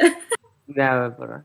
Yeah. Indeed, and since like as you mentioned earlier, some one of the big titans, ET, falling off very early, it goes to show in the end, ladies and gentlemen, we're all human beings. So some Definitely. great team, one day or the other, there's going to Yeah. be another new team that takes them off. And even if, Definitely. in fact, the Assam Rifles are veterans who have been playing very like quite seasonal players for a lot of time together in a high tier rank matches or either scrims or tournaments, and this is like a slight, as in a message in the sense where not everyone that you think is going to make to the finals are going to make to the finals. So we might just end up with two new teams who are like at least in the name who are extraordinarily playing extraordinarily well, and which we've seen even this match here. They had extraordinary draft, knew exactly who to counter, who to prioritize. Even those team fights, they're utilizing those resources. They outsourced, like in the last fight, they targeted that Khalid after, Mhm. since the fact that Tigrel's going to target the mage and the roamer. So Yep. and the XP laners, the side laners, they're too tanky for that. So they have the good priority. They target the Khalid, get the Khalid off, go onto the Tigreal, maybe get a couple of squishy targets, as some rifles there. Very good decision making and very good planning there and gameplay as well. So they just sealed the deal and finished off the round. But as mentioned, Ray, now this next match is going to be for Meow was a glow job. But do you know at least some details which you can give us or some insights which the audience has to look out for, or you just wish them well or something? I Hold on, mean, hold yep. on. On Okay. that, Oh, I'm sorry to interrupt. I actually was watching this recent tournament. I forgot the name. I'm sorry. Meow Meow Gang defeated ABM. Are you ooh, guys yeah, aware yeah, of yeah. that? What do you mean, what? Oh What Yep. do you mean, my. what? Are you not aware? They actually defeated ABM. I forgot the name of the tournament. Anybody in the chat can let me know. I'm off. I'm not watching the chat. I'm sorry. Somebody can let us know. I mean, for real, there was this tournament. I wasn't watching it like all the matches, but I think I watched a few split moments, and they actually defeated ABM. So they're on the radar as well right Oh. now. Like, I mean, Meowmeow Gang, they're definitely on the ladder. I mean, I found out about them recently in few of the tournaments, and I thought they were new, but they were kind of not because they have few familiar faces and very strong individual skill and signature heroes as well. I mean, Linwell just mentioned, and I'll just introduce our viewers to Meowmeow Gang who are not that acquainted. They have Karma Hits, who, just like his name is mentioned, he really, really likes to go for the jawhead, or not sometimes not just the jawhead. He likes to go for the pickoffs, especially the Chow, maybe sometimes even the Matilda. He likes to go for the heroes that can lock into a single person. So Meow Gang has that on that arsenal. And if Team Glowjobs want to, go off against Karma Heads, and if they do not, plan to ban out any of the pickoff heroes like the Chow or the Jawhead, they have to come up with a plan, because I think Glowjobs is a new name in the market as well, but a lot of new names in the market are taking down the cake. So it is going to be a really exciting match. And like, are you guys also a little bit familiar with the players like Eden, Mirio, and etc. and all, like Jenny? Yeah, Because you I watch. have seen them play. Yeah, I've seen them play. Well, I got the news. It was Fusion Prime's tournament where Meow Meow Oh, won against ABM, and the score was four oh, two. The score was 4 I 2. remember now. I just remembered. Actually, I fell asleep and I couldn't watch the ending. But thank you for reminding me that I actually thought it might, it would go to a later more games. But it was interesting how Myanmar getting defeated. So they are on, like, maybe not exactly on par, because just like we just saw, Eliminators got defeated, but it doesn't mean Eliminators is just suddenly bad. It's just like some teams' executions They, and some right. composition. Yep, yep. They're And on par with Assam yeah, Rifles. yeah. Yes. Yeah, yeah, definitely. So, yeah. So, Meow Gang, we are looking forward to how, like, they have went toe to toes with ABM and defeated them. So they have a high reputation to uphold, and they will be going off against Close So we'll see if there will be another miracle play happening here, taking down the Kings, or will Meow Gang continue with their domination into this tournament? And with that, I will be leaving Jenny and Linwell to the game and leading you straight to the draft phase. let's go. Well, the draft has a draft session. I mean, has already Yeah. started, and we could see that Suyu has been banned, and so is Phobius. I mean, why not? We could see the infernal person that came in the last match. That was so handy. And again, Suyu, yeah, why not? Great hero, very much of a follower, though rather than a hard engager. Incredible damage, great sustain, but the smallest health again goes up to pretty much any damage. It has caught up in the open, but then Sushin is also bad, which is It, gonna be a menace to the front laners. Again, we also had a yep. Gato Gacha ban. A lot of, I expected a chip ban as well. What do you think, Limbo? Yeah, Gato Gacha very early on is quite questionable since maybe Gato Gacha in the second ban phase that is slightly understandable if they didn't pick their XP laner, but the side of glow jobs here, possibly Gato Gacha could be a huge menace for them. They could be going for either a Moskov or a Natan Yeah. or something as a marksman, so it's quite understandable. But the Khalid here coming in for a ban from Meowmeow Gang again, these three heroes, very strong frontliners, which are so meta right now. Khalid, yes, a previous match, yes, we did see, but as Jenny mentioned, facing off against a Ruby, facing off against a Fulvius, that's a very tough call to answer. So in this game, Meow Meow Gang here, they don't want to make any mistakes as they saw previously. And Yeah. this time, Glowjob will be answering. Last ban, a chip ban has to be a chip ban because Meow Gang, they are on the blue side. They're gonna control the entire flow if they get the chip.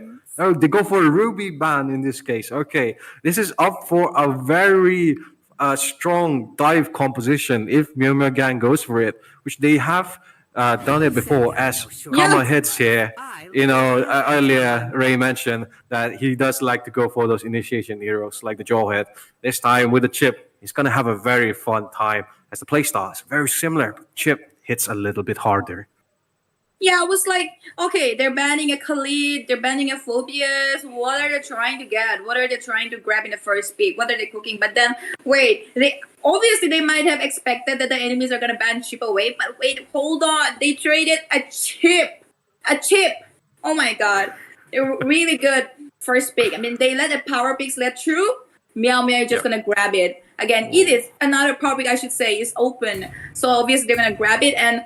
Along with that, Aurora is still open.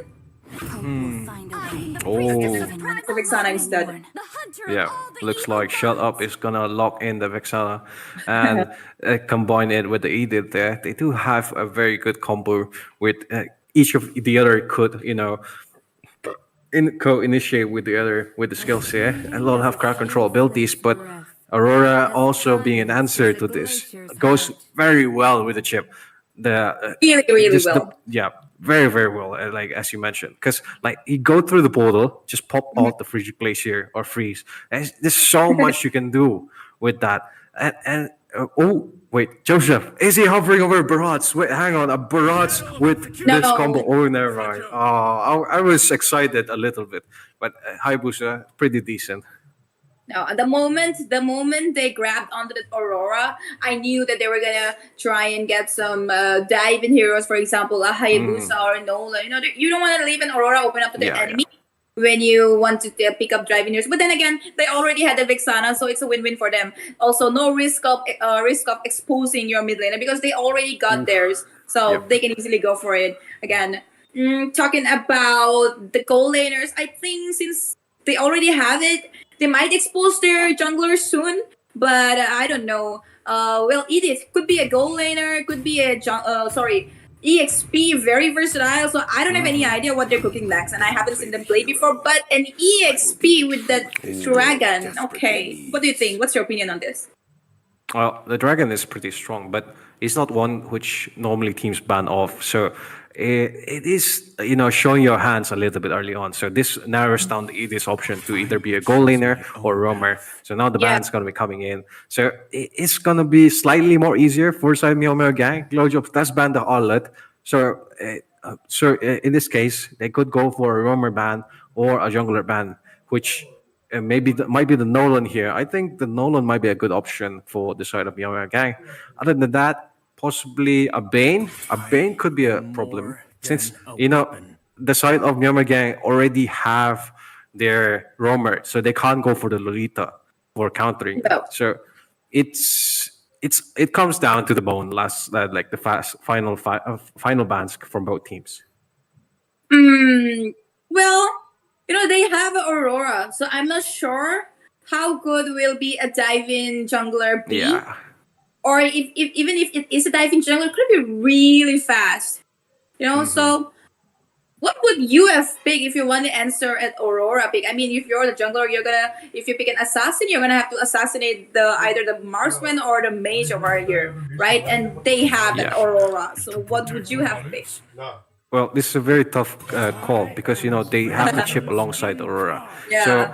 normally, I'd say a Fanny could be decent if you pair along the Yuzhong and the Edith alongside that. But the most safest bet is going to be the Nolan. Like the Nolan is the safest bet here. You've fast jungle, fast rotates. You can go in, go out very quickly, but you have to do so alongside your teammates here with glow jobs, either Edith or the Yuzhong. But as you did mention, the Roma hasn't been decided. Roma or gold laner for now could be. Is it Hugme? Is Hugme gonna be the goal laner? Is he gonna lock it in right now? Only time will tell. And depending on this, their jungler pick might just set out the draft and make or break the team of glow chops. Ooh. It is a wrong Edith. So it's a Rome Edith, it's an Yep. EXP Dragon, and so the gold laner will be Beatrix. Good call? I don't think so. I feel like Josephs is gonna farm on that Beatrix. Yeah. Well, we'll see. Maybe they're gonna be able to protect the real Kuma from Joseph, which I don't think so. It's gonna be hard. That Joseph is really fast, and Erosen will not be there to protect you the whole time. So I don't know. Let's see. Again, hug me. They're yet to pick a jungler. And if you talk about assassin, yes, it will be a good option. But do they have any expertise over there? You never know. You never know, indeed. I mean, Northeast have been known to have quite a funny players, but it's gonna be a Ling instead. Ling against this composition. This is very hard, especially this is a dive-in composition with a lot of hard crowd control abilities here.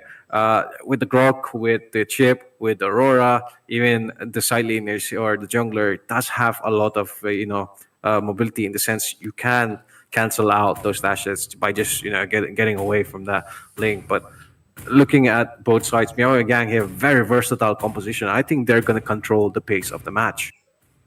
Yeah. I mean, I like the picks of Close Job. I like that Edith. I like that Yuzhong as well. Vexana also still fine. Vexana is like peanut butter cookie cutter. Good with It's all right. Yeah. right, good with anything. But I'm not really sure about Beatrix though. I feel like she might find herself in a tough spot all the time. Maybe running out of space or something. But yes, we will see. We are loading down, guys. Install Mobile Legends 5 vs 5 ASAP and participate in the giveaways. Do watch Cute Joker's horror movie and leave funny video and join the giveaways accordingly. You never know when you might win an epic skin, right? Okay. I guess we are almost there in the land of Sun. It's gonna be Meowmeow Gang, the gang that defeated ABM recently against Glowjobs. Well, what a name to come up with in a tournament, right? Yes, very much so. Looking at the unlimited spells, so it is very optimum. And we're headed into the game. We are headed into the game, and let's see who reaches up to level 4 faster. Will it be Joseph or will it be Hugme? Well, according to me, I feel like it's gonna be Joseph. What do you say, Lino? What's your take? Who do you think is gonna level up faster?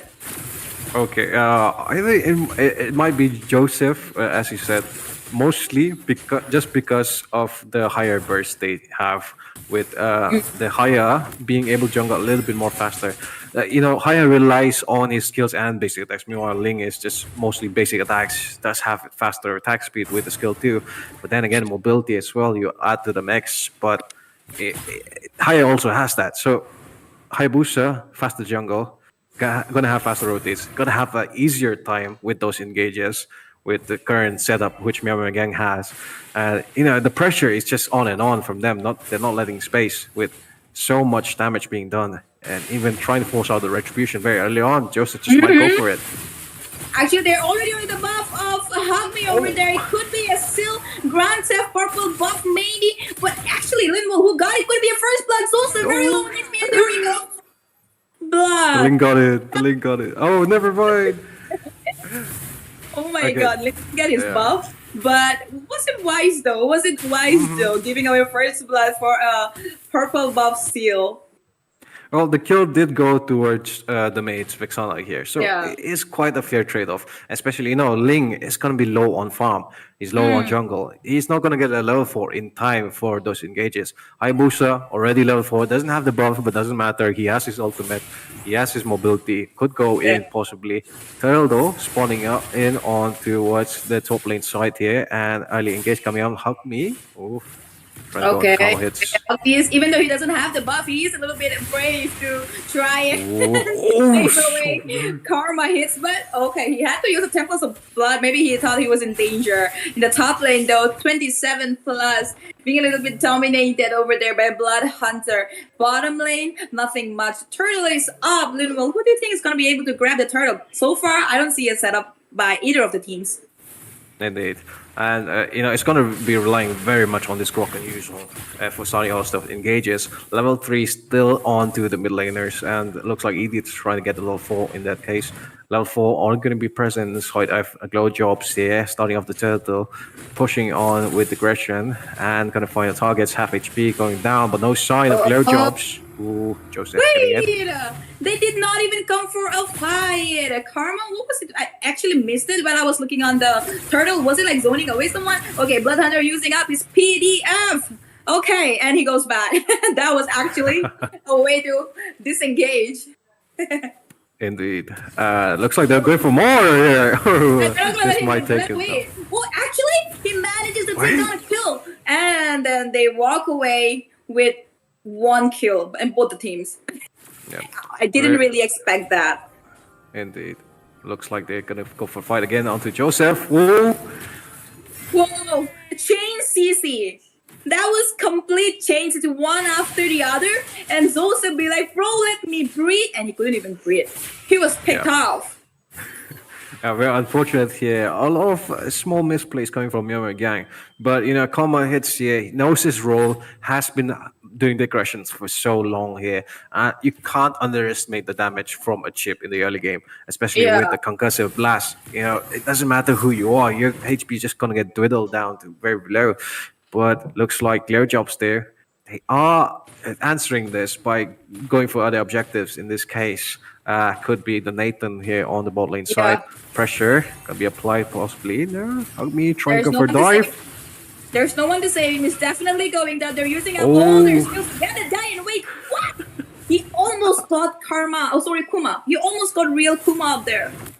Yeah, Glare Jobs there, very thinking a little too hard. Although they predicted the dash from the Nathan so many times, but it really didn't go for it. But looks like Joseph here a bit of trouble. No, he's got to play around with the God Shadows, moving from left to right. Yeah, I thought he was gonna play around with that PDF again, but no. But no, he actually engaged, but in the very wrong time. Actually, that leaves Joseph to go and get easy gold up in the top lane. I don't know what kind of engage was that. That was, according to me, very unnecessary.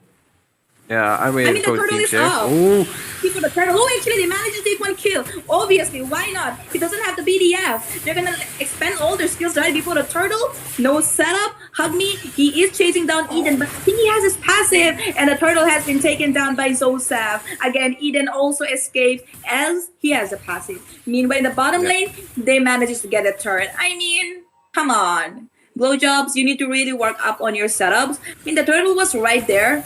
I don't know why he uses BDF and also took down Shut Up. Yep. Meanwhile, Meowmeow Gang here, very precise rotations and skill management. Just getting the turtle and then immediately going to the bot lane with a chip. They are precisely ready for those engages. and the team Yeah. calls have been so good. So far the fights has been a little messy, as you did mention, but they've managed to compensate for it. It's all right, guys. It's all right. A messy fight doesn't matter. We're still gonna get the goal lead here. 2K still they did get the third in the bot lane side, but engages so far has been so good, especially with that Grok 270 has been so good with those walls, denying space, denying vision. Even right now, scouting off the bushes, but damage not gonna be enough. He's just so tanky. Has the precise targets. He has the physical armor when he's walking through the wall near the walls, and optimally he knows who to go for. And he's just wasting so much time. Karma hits in 2017. Ooh.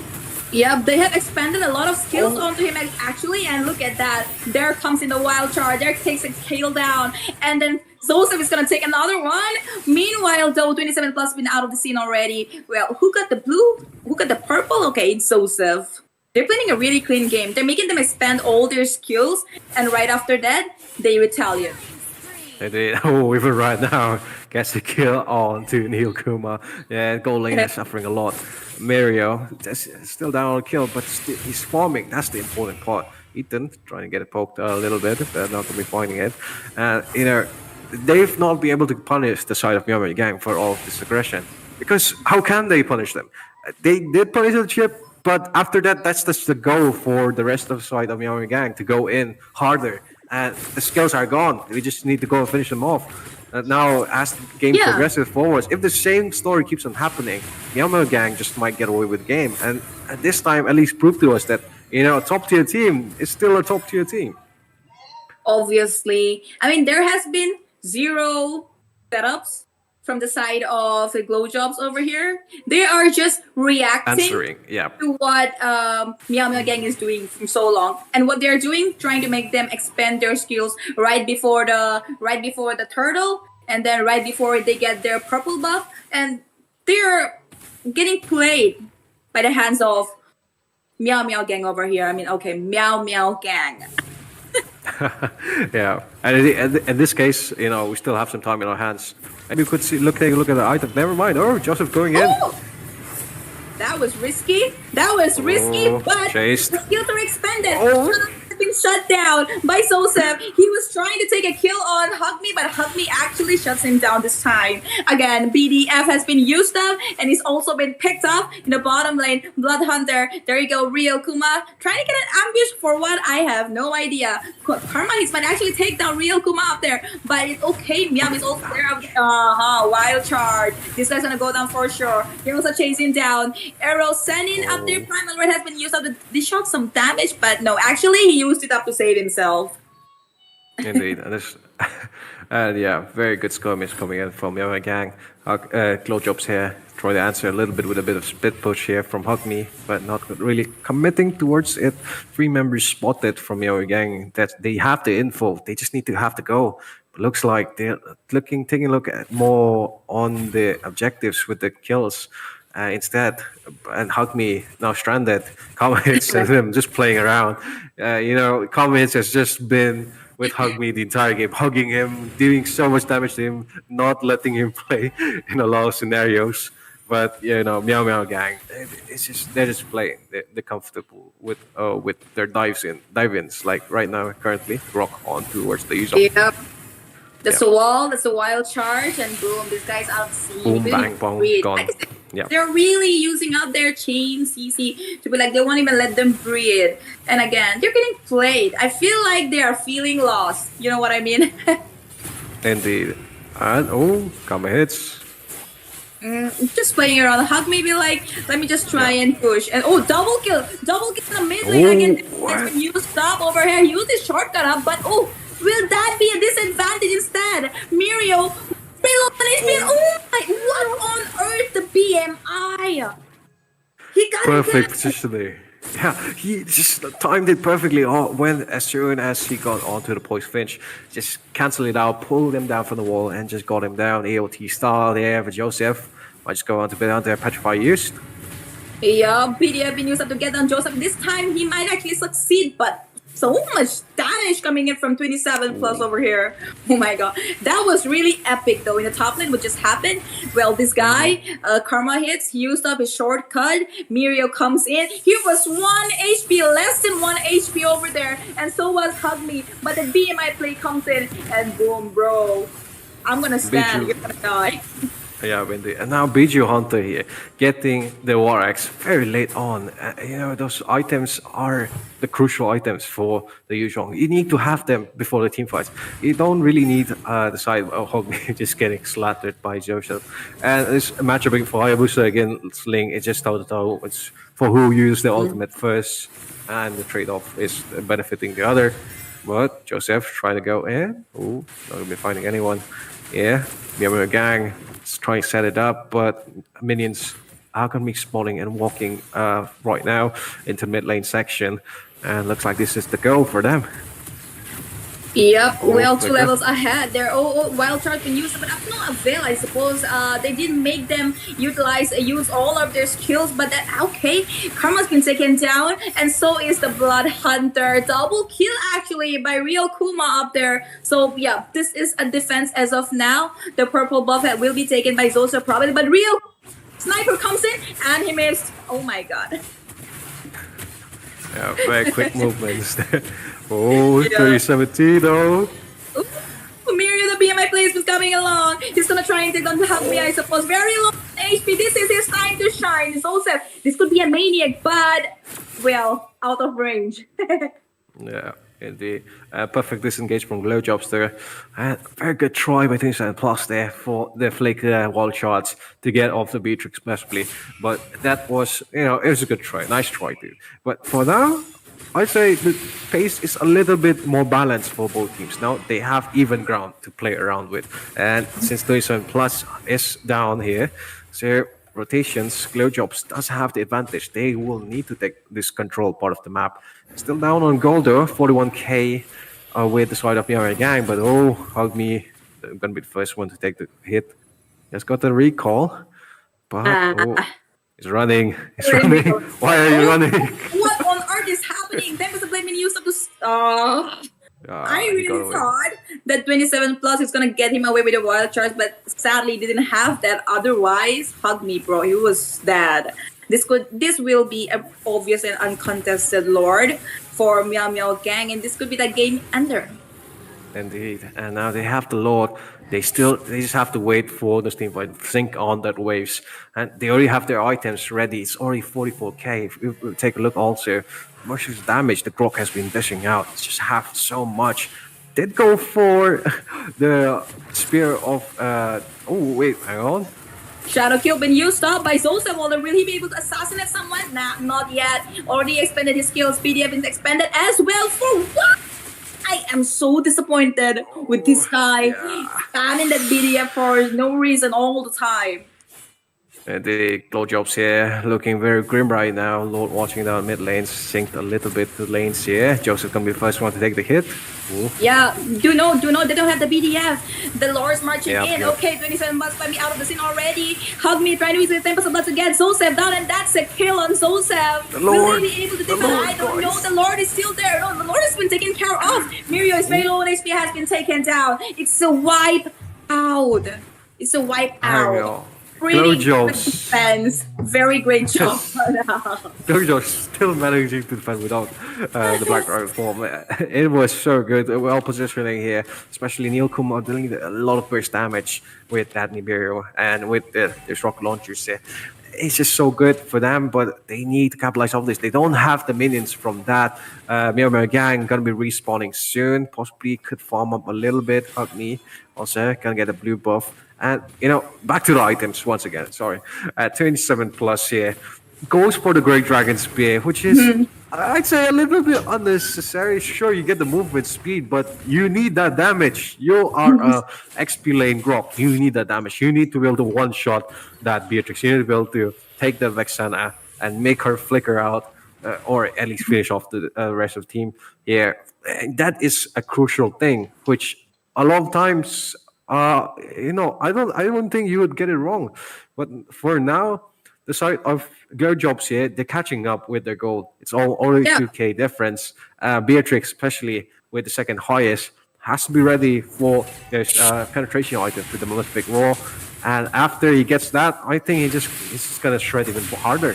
But Eden, Tempest of Blade been used up to probably survive up Oh. there. And oh my, he actually thought he was gonna try and Yep. manage to take down Eden up there, but Joseph. that happened. That wasn't a risk worth taking, I suppose, because they are trying to push in. The wave management in the mid lane not good. They have a really big wave up there, and they don't have their jungler. Eden is far away, but will they be able to end? No, I don't think so. They do have the resources to defend. Again, meanwhile, the bottom lane of the minions are coming in, and ooh. He's taken down. Karma hits is out of the scene. The Lordis is gonna come up in just 5 seconds. Again, BD have been used up once again. This time, will it be worth it? He's trying to go for Mirio up there, but Mirio still, BMI play comes in. He's gonna take him down instead.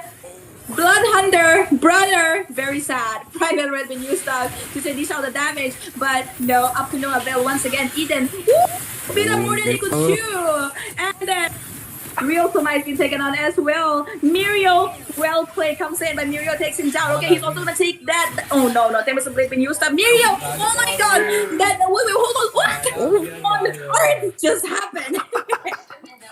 Quick hands, Miriam. Switching off the Mirio, big items. fan already, man. Very quick hands. Meowmeow gang here, cutting a complete wipe out on the Glow Jobs, walking down to the mid lane, possibly going to end it. And yep, indeed, my God. this is GG, Jenny. This is going to be GG, I believe, unless the usual pulls out something. Yeah, it is going to be going I over. don't trust the Meow, yeah, Meow gang taking the victory. So many team fights happening, so many trade-offs, so many precise, itemization there, which came in clutch later on. And this time, 27 plus, gonna get an MVP for that. Meow gang, they showed us what they're capable of from the get-go, from the beginning to the end. Took down Glow Jobs here, and they just proved who they are. Yeah. Well, Ray is back in the scene. I really think we need a replay that part where Miro was being chased down. Miro was being chased down by Link. Was it Hungry, I suppose? And there comes the Wind Chat, and there comes the Crown. I was like, what? Is he not gonna die? No, he's not gonna die. Hey Ray, what's up? Did you enjoy? I mean, after the match we just had with Edie, many people probably had a lot of expectations, like will Meowmeow gang will be taken off as well. I mean, the score was seeing a little bit like 50-50, but at the same time, just like you mentioned, the side of team Meowmeow gang were the ones doing all of the initiations, and they were the ones doing engages. There was a wipeout, but there were no minions. They couldn't push in. But other than that, Mirio, what a play, man. What a play on the nade. The quick swaps, 1 HP survival. That is just insane. That is amazing. Like, real commendable, real fast dance. I really thought he would be taken down, but no, he just pulled up a Uno reverse. That's a really, really exciting match on the other hand. And I also would like to mention, I actually forgot, but one of the games that I casted quite a while ago for Meowmeow gang, 27 actually picked up the first ever Grok EXP in the tournament, making the debut, and he's playing it here again. What? Like, I think I haven't seen Grok Signature EXP in like move, so many ages. Like, that is so old pick right now. Like, we can say like maybe 10 seasons ago. So it was a very impressive game. And anything you guys have to say to our video viewers? That was a great Wait, hang on. We're giving all the credit to Mirio, but you can't forget Eden on that Aurora. He came in clutch so many times. And on the top initiation fight in the second tier turret, he timed the Frigid Glacier so well with his passive that activated after the Tempest Blades. So this Ling Hug Me has been shut down so many times. Early game, the chip targeting him to the mid game phase. There's crucial hardcore control heroes like the Grog, like the Aurora. And he just go in the late game. He can't do anything. He can't do anything at that point. You look at the side of team, Glow Jobs lineup. If Ling and the Yuzhong goes ahead, the rest of the team can't really follow. They don't have the mobility to do that. They're not as fast as them. If they're chasing, they're going to be alone. And we did see that, like the Black Dragon form going in the last fight. Got melted down. None of his teammates inside, and it's a bit those small things that to keep in mind. glow jobs didn't really take notice of that, and they lost those fights. So I believe they had a really good chance, especially with the Beatrix there. Who was bursting and dealing so much damage, real Kuma. But he got marked at the end because, it was uneventful. But yeah, it was quite a good match, I'd say, from both teams. Yep. Definitely. Like, you have anything to say, Jenny? No, I think I've said enough. I was shook. Definitely. I think I'm gonna clip a lot of moments. Yeah, and enjoy the match once again later when I restream in my page. So yeah, I guess we're gonna get ready for the next match. Yep, definitely, ladies and gentlemen. This time we will be having a break. Do not worry. Jenny and Linwell can take a water break. They have been casting 2 games nonstop. I think that's the first time in the tournament. Like, really, really No. commendable. Thank you, guys. Like, I mean, It's alright, Jenny yeah. really needed a break after what happened with EG, so she deserves right now. And we'll be taking a break. But, ladies and gentlemen, do participate in the giveaway. Yesterday, 2 of the players got Clint Epic Skin and Wow. as well as a Carry Epic Skin. So you can also be one of them who can win 1 Epic Skin. So do participate in the giveaway. Just write down your UIDs and the teams you're supporting, and you can have a chance to win an Epic Skin. Download the game and also join in. Maybe you'll be one of the teams to take down the top dog. So with that, we'll be taking a short break, and it will be team INT versus new in market, and we'll have to see how new they are. So we'll be signing off for now, but do stay tuned. CJ. I break up with my girlfriend. She wants epic skin, bro. See, look at me. I'm very poor, okay? I don't have money to buy skin. Look at this. Look at this. Hey, viewers.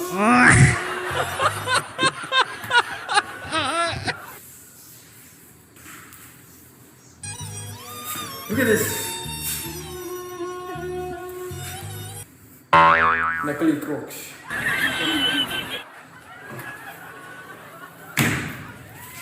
But I love her. From my heart. Flashback. Give me skin. Bad. I told you I don't have money. See, but I can dance for you. Just stay away. He will dance. Eu já lavei o meu carro, regulei o som. Já tá tudo preparado, equipei a mão. Menina, fica à vontade, entra e faça a festa. Menina, mensagem, tô adorando dançar. Também me começa a ter balada. Você na madrugada dançar,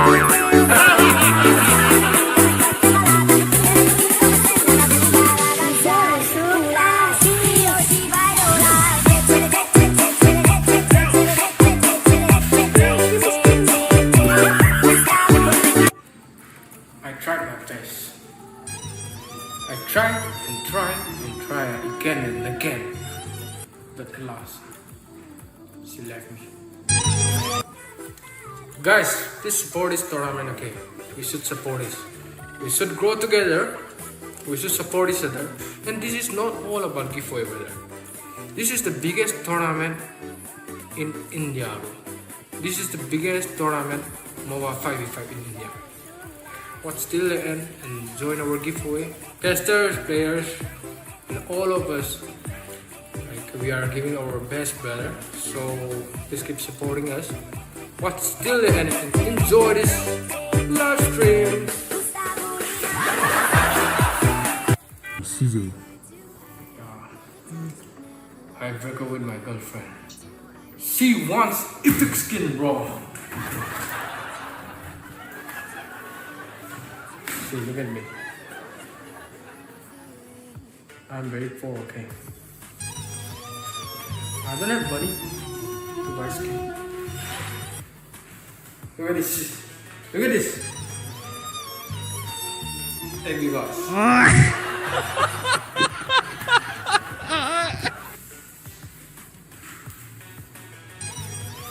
Look at this. Knuckly crocs.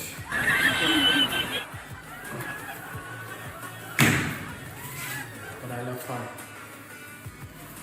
from my heart. Flashback. Give me skin. Bad. I told you I don't have money. See, but I can dance for you. Just stay away. He will dance. Eu já lavei o meu carro, regulei o som. Já tá tudo preparado, menina fica à vontade, até passa a festa. Menina está junto, adorado, nessa gata, vem começar a balada. Você tá madrugada a dançar,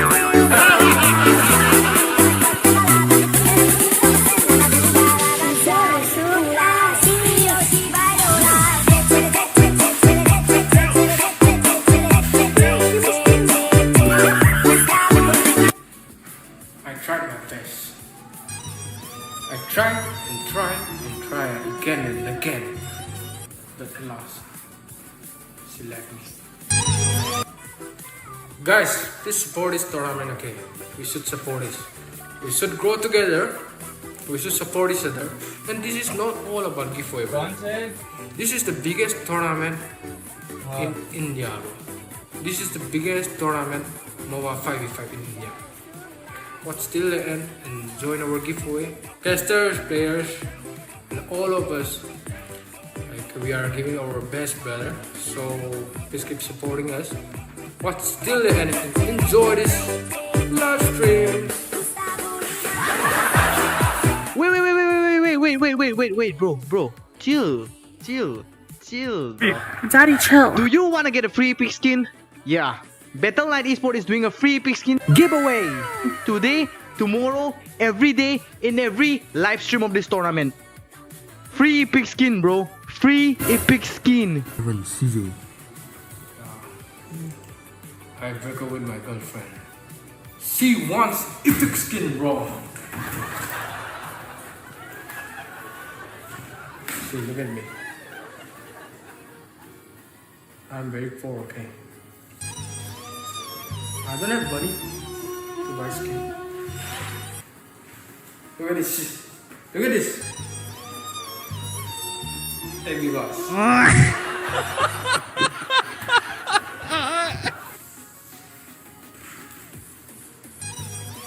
Look at this.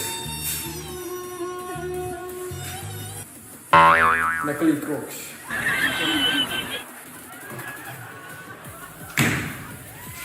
But I love her. From my heart. Flashback. Give me skin. Bad. I told you I don't have money. See, but I can dance.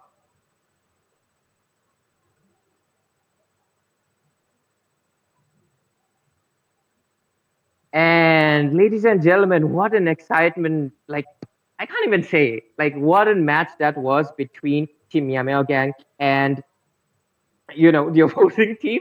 Oh my god, I shouldn't have forgotten. But jokes aside, guys, we are heading into match number 5 for tonight, I think.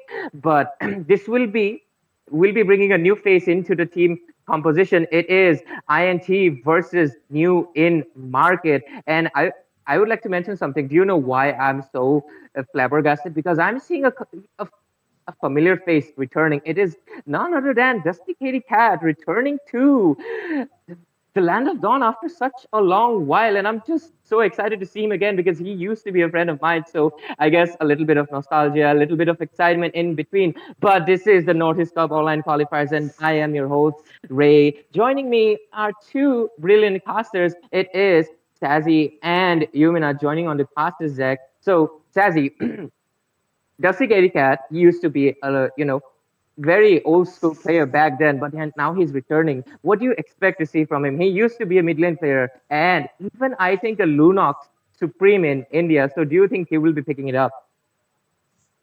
Well, I'm not sure about the Lunox, Ray, but I am pretty well aware of how good of a mid laner he was. And if a very good fact, a very interesting fact about INT squad was that and in one of the seasons, a few seasons ago, they actually were that 5 man who used to go on 100 win streaks in rank. And there was no squad who could actually defeat them. So seeing such a squad returning back to the scene, to the tournament, and debuting in such a big tournament, NEC. So I'm really excited about how they're going to perform.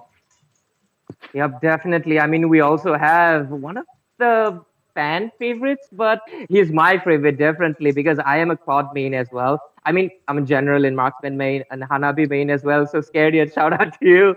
But anyways, Imagine is here and he has one of the best quads I've seen in the tournament so far. So Yumina, like, what do you think? Will we see a quad game tonight, or will it get banned out from the side of New in Market? I mean, we have been seeing what's happening to all the known players throughout the tournament. The new players, the new upcoming teams have been doing their research and banning out, the power plays coming in for the big teams. So maybe we could see a Claude ban coming in unless team um the opposite team is much more confident in countering the Claude or the Lunox pick, like you mentioned. So I think we will have to wait and see because at this point, with what is going around, especially that happens with ET and Lafukabi, I don't really want to jinx anything at this point. All right, we won't be jinxing anything, and we'll just be wishing the best for both teams because, after all, this is the online qualifiers, and this is just the best of one, and they are competing. After all, they can be eliminated out, and they don't want to take any of the teams don't want to take the risk, and they have to pull out their A game, and that is what we'll see tonight as INT and Mark in New in Market will be proceeding are already in the draft phase, and without any further delays I will be giving the game to you guys. Take it up.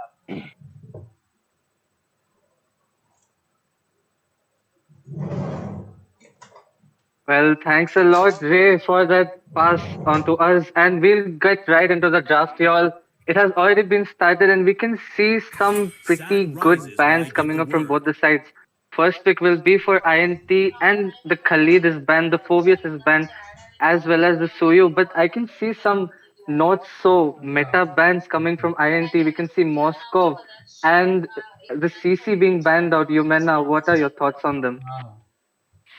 It could be a troll ban at this point because we are not really sure. They might be looking to keep their option open. Like I said, the chip is going to be open and going to be taken out by Dusky. I mean, we do know the kind of roam player he has been in the past years.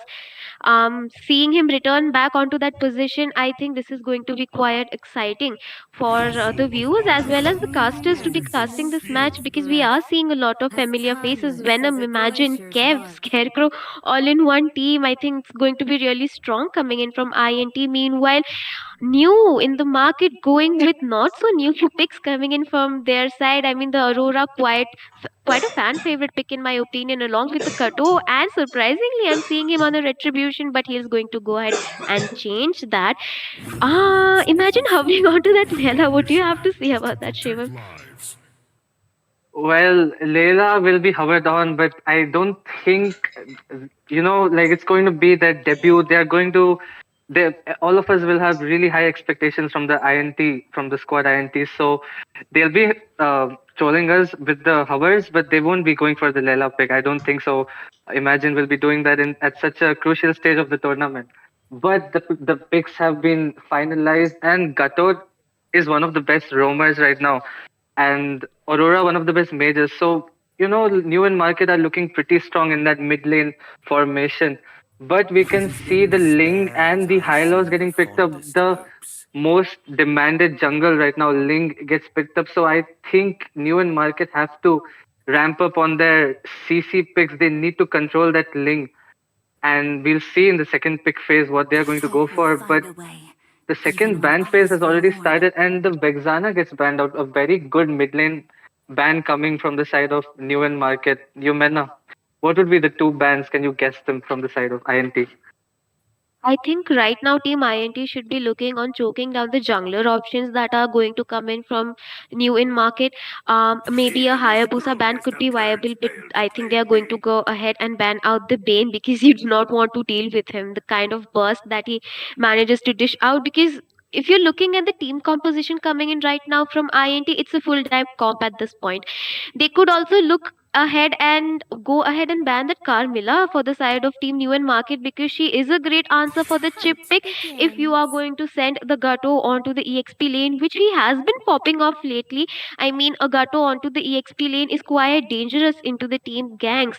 So maybe they could go ahead and ban out the Carmilla. But in this regards, I think New in Market is leaving out that Claude open as of now. So Imagine still has the option to go ahead and lock on to that Claude, but a Fanny ban coming in, I mean, that's quite surprising. I'm not really sure if they have done the research or the players are familiar with each other at this point, Shivam, but we'll just have to wait and see how the team composition plays out, especially for the side of New in Market, because we are seeing some new faces coming in from the side of Team Red. Meanwhile, an Alpha could be a really good answer coming in for the straight dive comp from the side of INT.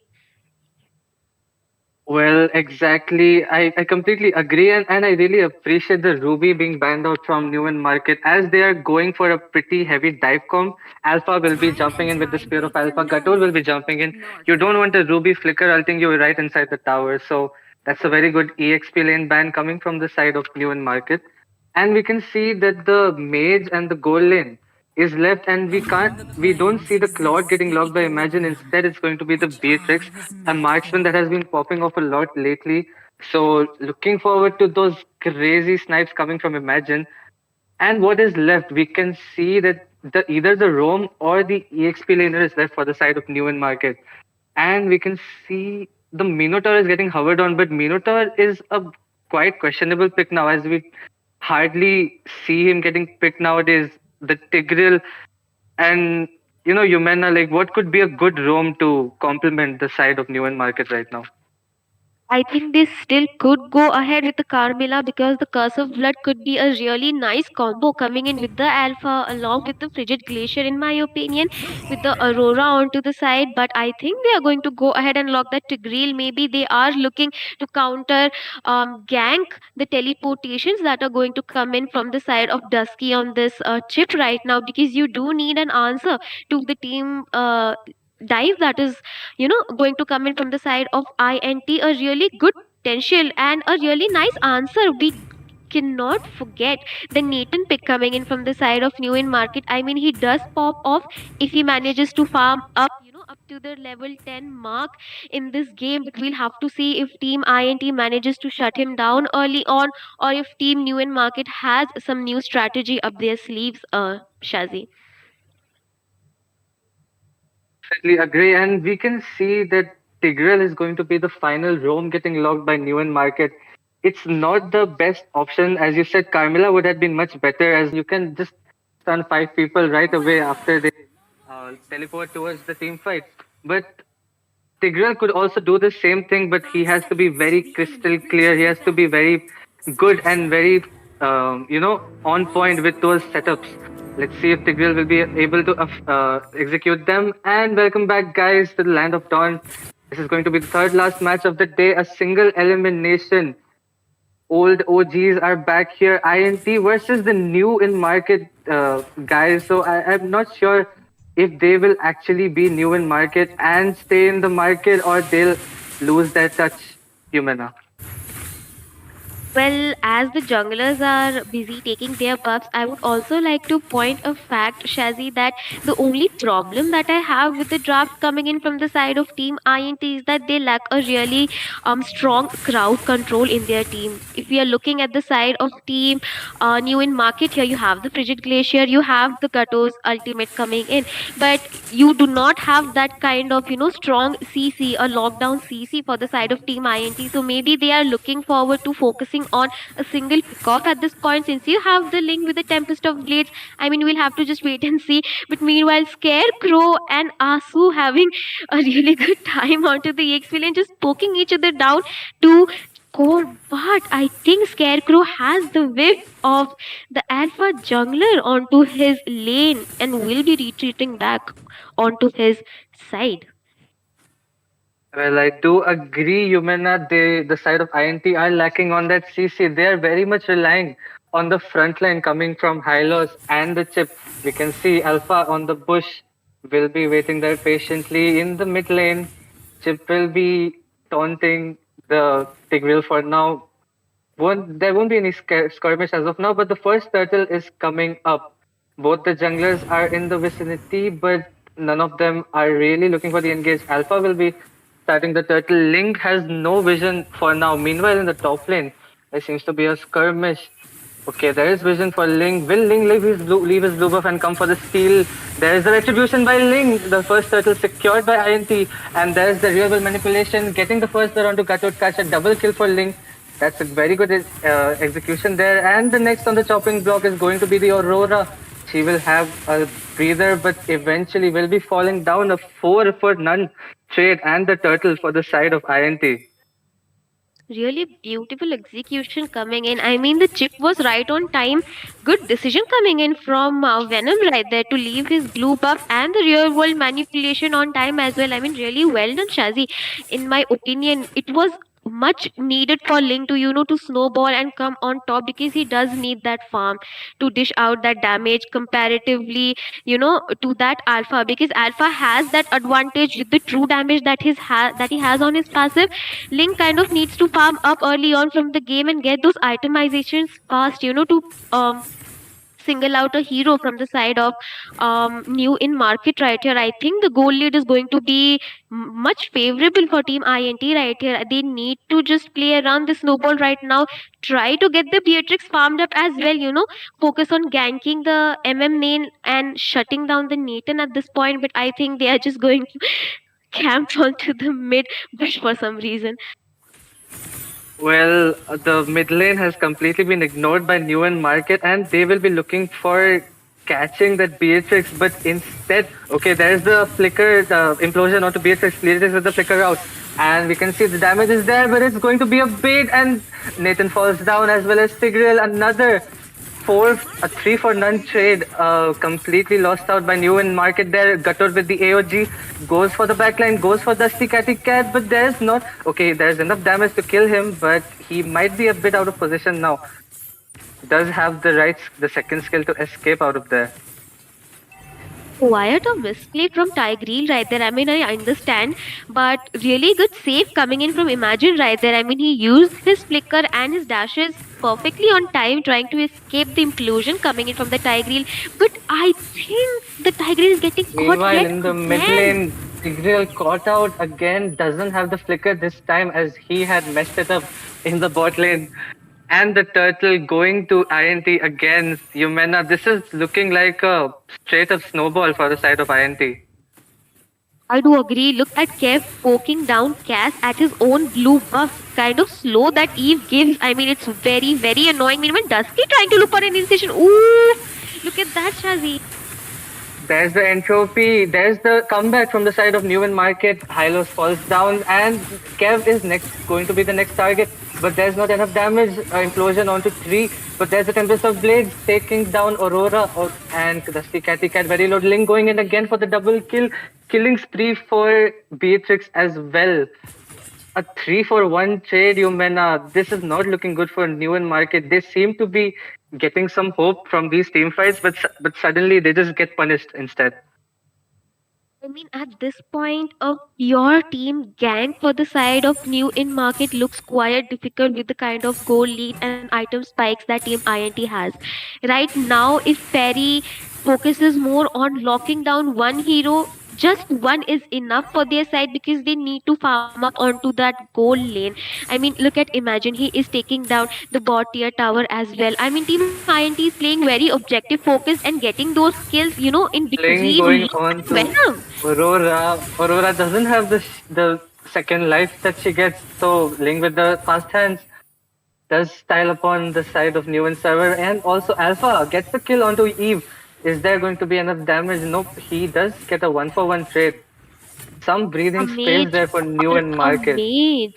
A mage for a mage looking quite good right now for team new in market, but they need to play a little bit passive as of now. I mean, Alpha is not even having a good time in his own jungle. I mean, they are taking down the towers, opening up the map for the side of team INT. I mean, it looks quite difficult, but Fairy in a really good position. If he wants to land an ultimate, I think he needs to do maybe a conceal play, give those setups to Bane Epic Skin 1. And that could maybe work in their favor. We'll have to wait and see. Well, it's funny to see that Bane Epic Skin 1 is not on Bane anymore. But anyways, the turtle will be taken. The third turtle, Glorious Pathway, has been used just for the sake of funsies. And look, it looks like a decent snowball. But what do you think, Yumena? What can new? Oh, that snipe did hurt onto Aurora. Imagine styling on the side of Newen Market. As of now, there's a shortcut. Alpha going with the Spear of Alpha, Tempest of Blades. No one has fallen down as of now. There's the AOG onto 2. But Prevail falls down with Aurora as well. Yim going for the backline. Gatot, a 3-for-0 trade. And we can see Chip going alone, going in alone there. Quite throw there by Chip. But we can see the aggression onto Cast. There's the ultimate by Beatrix. And will we see a snipe? Yes, it's a monster kill there by Imagine on point snipes, and that's what we expect from one of the best goal laners of our server. I mean, Team INT is showing that they still have that touch. They haven't lost their magic as of yet. They want to come up on the top in this Northeast Cup tournament. But look at that. Not even a single tank can sustain the kind of damage that is coming in from the side of Team INT right now. They should have focused on playing more around the Nathan. I mean, he is the only saving grace right now for their team. I mean, if they manage to get him onto those item spikes, maybe by his third item onto that holy crystal, there could be a chance. If Asu manages to land his avatar of guardian along with the implosion and the wombo combo coming in from the Aurora with a frigid glacier, there could be a chance for team new in market to come up and turn the tables. But with the kind of execution that Team INT is showing with their team comp, I think it looks quite difficult for new in market right now. And there's the bush camp. Fairy will be spotted out. There's the implosion flicker onto 2. There's no follow up as of now. AOG onto Beatrix. Beatrix in a tough spot will be falling down. Shut down onto Beatrix. And there's the frigid glacier onto Wet. And Nathan is fallen down. Fairy next on the chopping block. Monster kill for Link. And it's such a messy fight. It looks like eventually 4 members are going to be down from the side of Newen Market. It looked like a fight being won by Newen Market. Beatrix was taken down alone. But instead, the backline was busted by Ling. Ling going in for more. Does has the Tempest of Blades. Spear of Alpha. Quite a misplay there by Alpha. Should have just backed off. But goes in and it's overall a 5-for-1 trade. Humana.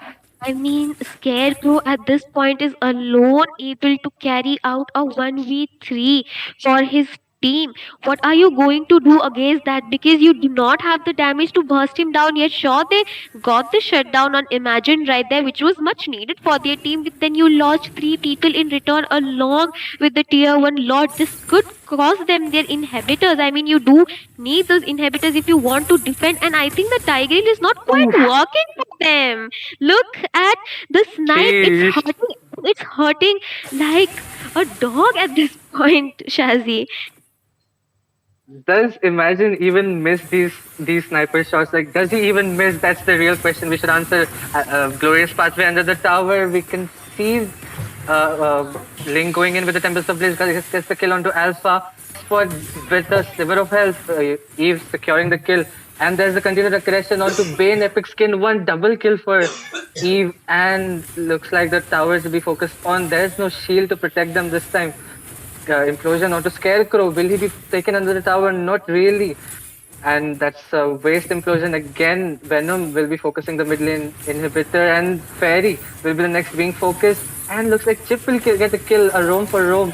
And the legendary onto Ling, and the base will be focused. A very clean domination there by INT, Humana. A really clean domination indeed, Shazi. I mean, right from the first turtle, the initiation that came in from Dusky right there, I mean, it was very much favorable for the side of Team ENT, and they managed to keep their grip onto that snowball for the side of Team INT. Team New in Market did have a really strong draft. Not really sure about the Tigreal pick. I still do believe they could have gone with the Carmilla pick because you do have the advantage of the Curse of Blood along with the stunts that you mentioned, Shazi, that she has the potential of counter ganking the teleportations that is going to come in from that chip could have been much more favorable in my opinion, because you did have the aurora for the burst damage. But if the Tigreal is not able to land those implosions and create a setup for his team, I think it's a pretty much useless pick in my opinion. So they were just basically dealing with a 5v4 situation at this point. That's true, and it felt like Tigreal just wanted to go in, and his playstyle was going in and baiting his own teammates into the team fights and getting his own team wiped out. So it it it felt like there were like 2 to 3 moments in the whole game where New in market could have made a turnaround, could have won the team fight, but apparently it was always the same history being repeated. They just Tigreal goes in, everyone follows up, and their whole backline gets destroyed by Ling and Eve's real world manipulation. So I think next time they will be looking forward to improving their engages and focusing more on, the protecting their backline at the same time winning those team fights. I do agree, and the kind of slows coming in from the Eve was very annoying to deal with as well. We have Ray back onto the panel. Ray, what do you have to say about that match? Pretty one-sided, and a clean sweep coming in for INT right there.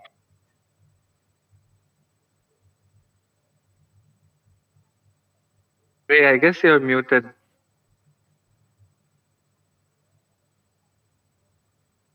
Nobody saw that, okay? Just because I look like a professor doesn't mean I'm a boomer, all right? I don't mute my mic. That was a great acting, all right? I can like this. Like, see, this is just method acting. Like, jokes aside, that was a great, like, one-sided match. And I think, just like we've mentioned and discussed, like, draft is where 80% of the game really happens. And I think, just like Yumina mentioned, the title pick was weird because I do understand the implosion play can come into play against whenever the chip uses its teleportation against the opposing team. But at the same time, the Carmilla, who was the better option, was open because the Curse of the Blood Moon could connect into all of the people that you would use the teleportation, right? So they had that opportunity, but they didn't pick up. At the same time, I think giving out the chip is already a big mistake. I mean, I think so far in the tournament, I think almost every team that has picked up chip has won, and there's a reason why he's always banned. And not banning him out, and also not picking the proper counters. They had the Aurora, but they didn't have a proper re-engage, and it just like Yumena mentioned, it didn't really go to up to fruition, and they lost the game. And it is nice to see the side of Team INT back again with us. And imagine he has a lot of creative ideas, and I hope we will see a lot of interesting draft picks because you guys noticed, right? There was a Bane ban, there was a CC ban. There's a reason, but I won't spoil because everybody has to, wait for the whole movie because this is just the trailer, and I'm excited to see what will Team INT will be doing. And anything else you want to say to our audience, Yumina or Sazi? Like Yumina, first you. I mean, Team INT was definitely cooking with those bans coming in. I do agree with the Bane ban, because if you have a chip, you do not want to deal with the Bane on your side because he can kind of disrupt your whole gank potential with his ultimate, and the cooldown on his ultimate is also quite low. So that was understandable on my side, but I'm not really sure about the CC. I mean, like you said, we'll just have to wait for the whole movie from the side of Team INT right here. Definitely, Sazi. You have anything to say? Any Turka you want to add? Well, the only tarka I want to add is that I hope INT doesn't mess up like some very big squads have done in this tournament so far. I hope Damn, these ban these damn. Shots I fired, hope bro. these interesting ban strategies don't go against them in the future stages of this tournament. And I'm looking forward to INT being one of the contenders of this cup. Yep, definitely, definitely. I mean, we are all looking forward to them. I hope their interesting band section doesn't fire against them and they instead bring us more entertaining matches to see in the future. But with that, me, all of us will be taking a short break. Audience, do take a short break as well because we've just had a great match. And from the old faces joining us, Venom, Scarecrow, all of them joining us back again. But anyways, we'll be taking a break. But meanwhile, you guys can comment down below the teams you're supporting. You have a chance to win an epic skin. Just like I mentioned yesterday, people picked a cringe skin and the carry skin for their epic skin giveaway, so you guys can also have a chance in winning those. So comment down below and the game, because we will soon have our sixth match for tonight. Team Inequalities versus Celsius Esports, and we'll be taking a break right now.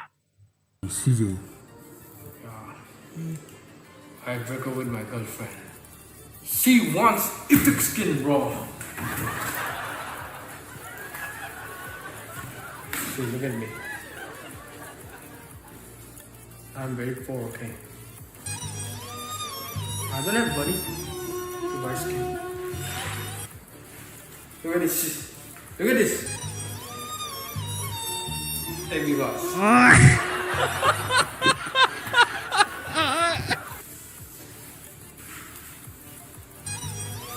Look at this.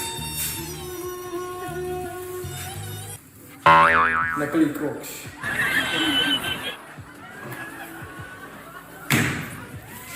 But I love her.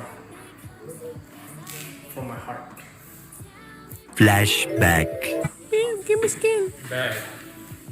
I told you I don't have money. See, but I can dance for you. Just stay away. He will dance. Eu já lavei o meu carro, regulei o som. Já tá tudo preparado, equipei a mão. Menina, fica à vontade, entre faça a festa. Menina, vai estar junto. And they are performing pretty well, Yumena.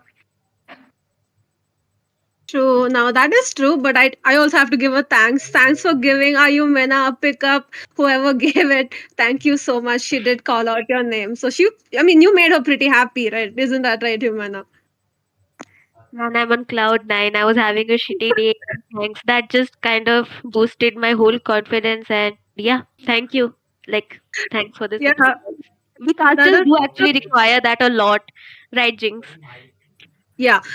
So show us your support, guys. I mean, you already saw how happy Yumena became. I mean, she was just so ready to give a shout out.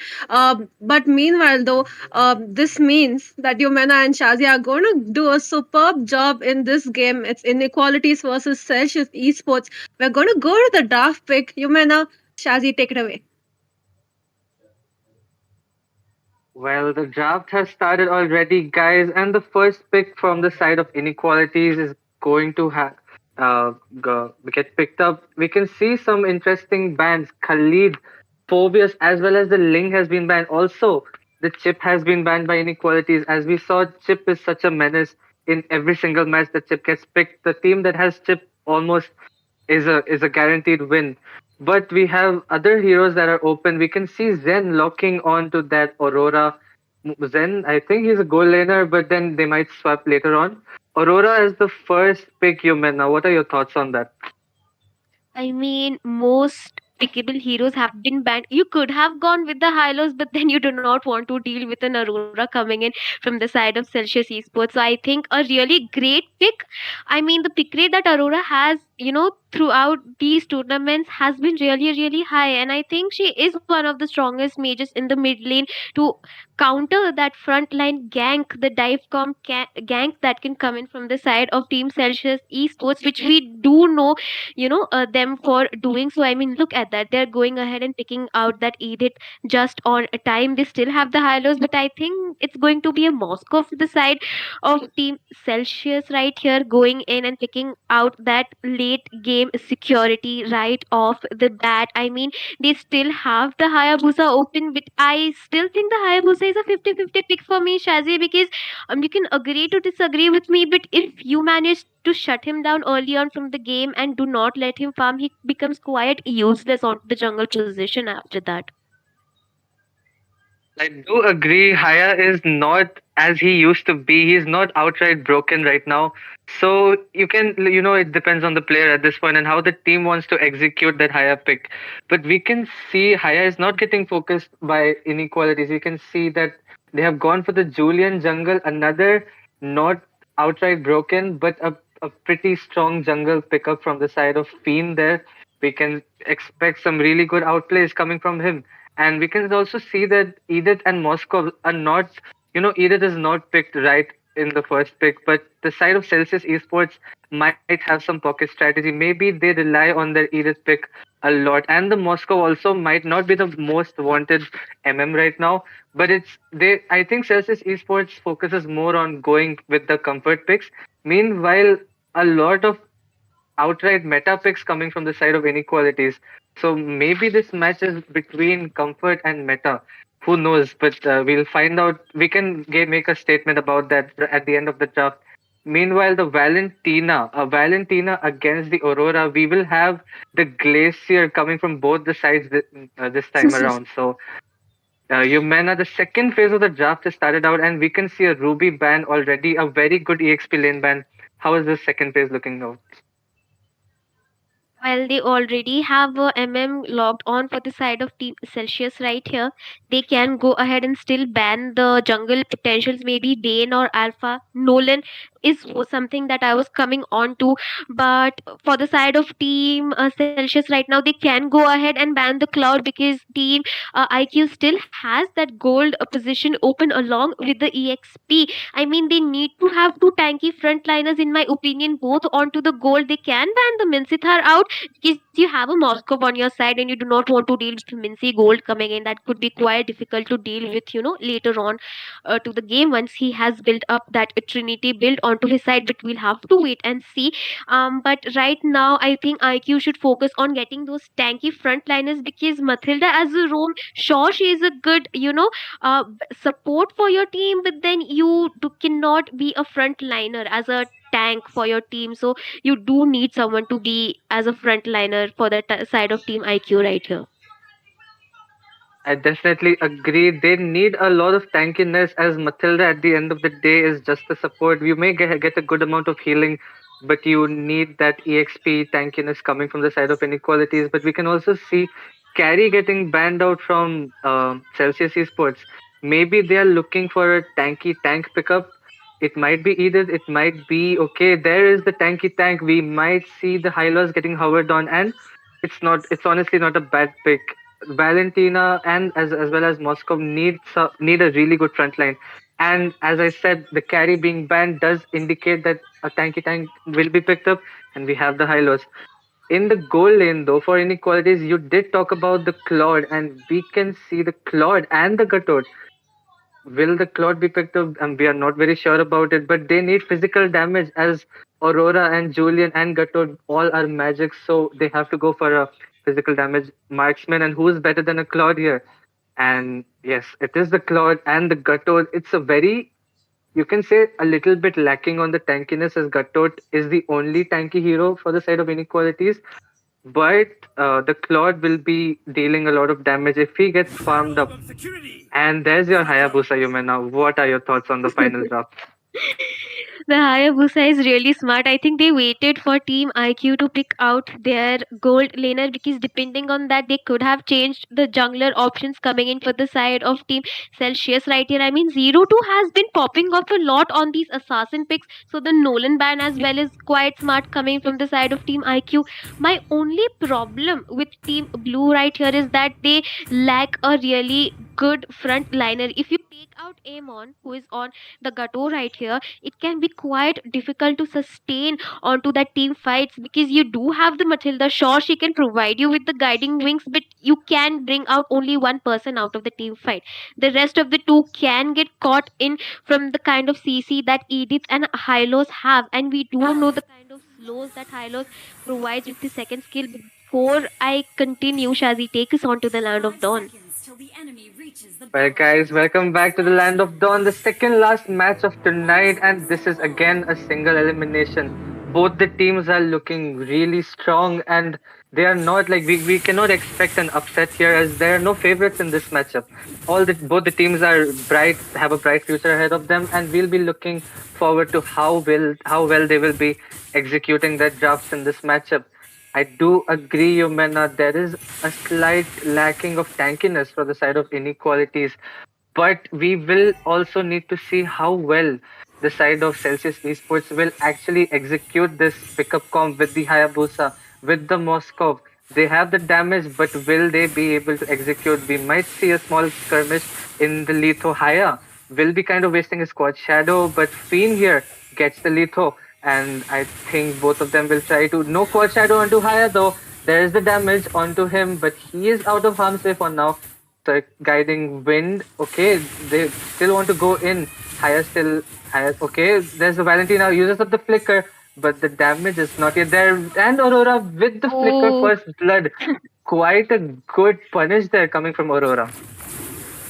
I mean, the advantage onto the side of Team IQ is that you have a Julian on your team. It is not required to get onto that level 4 mark to go onto the ganks, and that was quite smart coming in from side of Team IQ right there. They shut down the Valentina. Now she has to wait a little bit to get on par with the farm. The early game potential that Valentina has is quite dangerous, so it was kind of important to get that kill onto her and the gold for the Julian in that team gank on the red buff side. Meanwhile, Hayabusa focusing on, just farming up right now because the turtle is going to spawn, and look at that. Going in with the quad shadow, but that was a huge waste there. Goes focus onto Valentina. There's the knockup. There's the pressure being created by Julian there. Turtle will be focused on Haya. No quad shadow. Will get it soon. We'll be looking for a steal. AOG finds 5 Natalias, but we have Haya coming here. No shadow kill. Haya taken now. This is a free turtle for inequalities. And there's the continued aggression. Valentina is there to deal the damage, but Amon here, being a very annoying frontline. Boyko will be focused down. Very low, doesn't have any escape skill, does survive with a sliver of health, but Yumena, Haya wasting all his resources in the mid lane and losing this turtle fight. What's going on for the side of Celsius? I mean, I do understand why the team fight started into the mid lane. Maybe he was trying to get off some resources off of Zen and Matilda right there, but that kind of did not work in their favor since the goal lead was already onto the side of Team IQ after the first blood on that Valentina. I mean, you did not have the correct follow up. He did manage to use his shadow kill, but then it was not enough because you still do not have the farm. And we do know the magic damage coming in from Fiend early on to the game is quite stronger compared to Hayabusa at this point.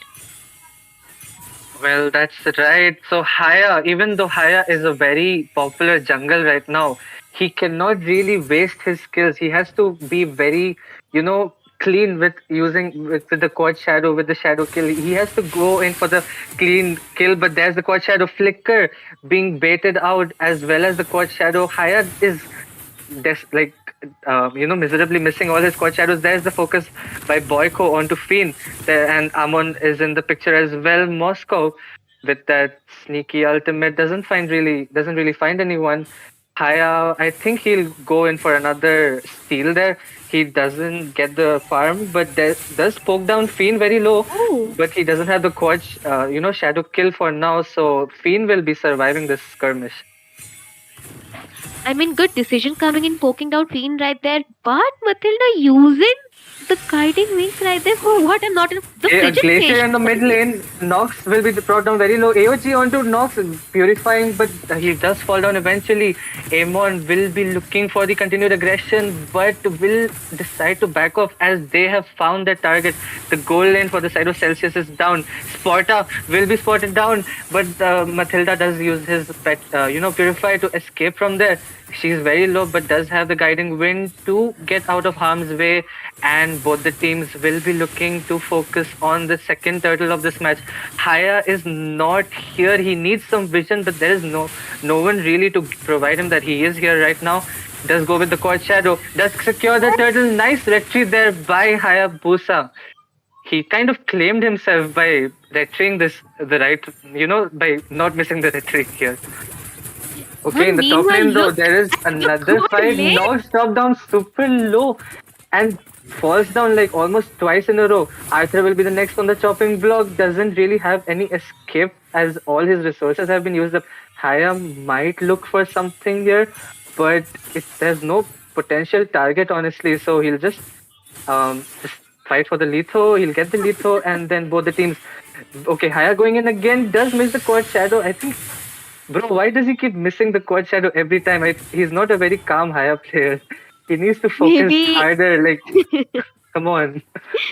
Maybe at this point, Shazi, he's just focusing on trying to get the resources out from the side, from the mid laner onto the side of Team IQ, because then maybe he's depending on his team to, capitalize on that resource exhaustion Ooh, wait a minute. okay, that's a very big resource. The mid lane tier 1 being taken down by Celsius Esports, and apparently inequalities didn't have any response to that, kind of lacking in their rotations. But you men, I do agree. Haya just likes to spam his quad shadow, do stuff around the map, and then get out of harm's way. And I think that's just his playstyle at this point. I mean, if he does manage to get that farm up and get that item spike, along with the Sky Piercer and those burst items, it can look really bad for Zen onto the mid lane. But then you have a saving grace as the passive for the side of Aurora. But we'll have to wait and see, because one silly mistake coming in from the side of Team Celsius, we do know it did cost big teams to fall down like dominoes. So neither of the teams can be careless at this point. And despite the goal lead, Shazi, I'm noticing they managed to get the mid-tier tower for the side of Team IQ right here. I mean, a really huge resource for the mid side. It did quite open up the map for Team Celsius Esports right here.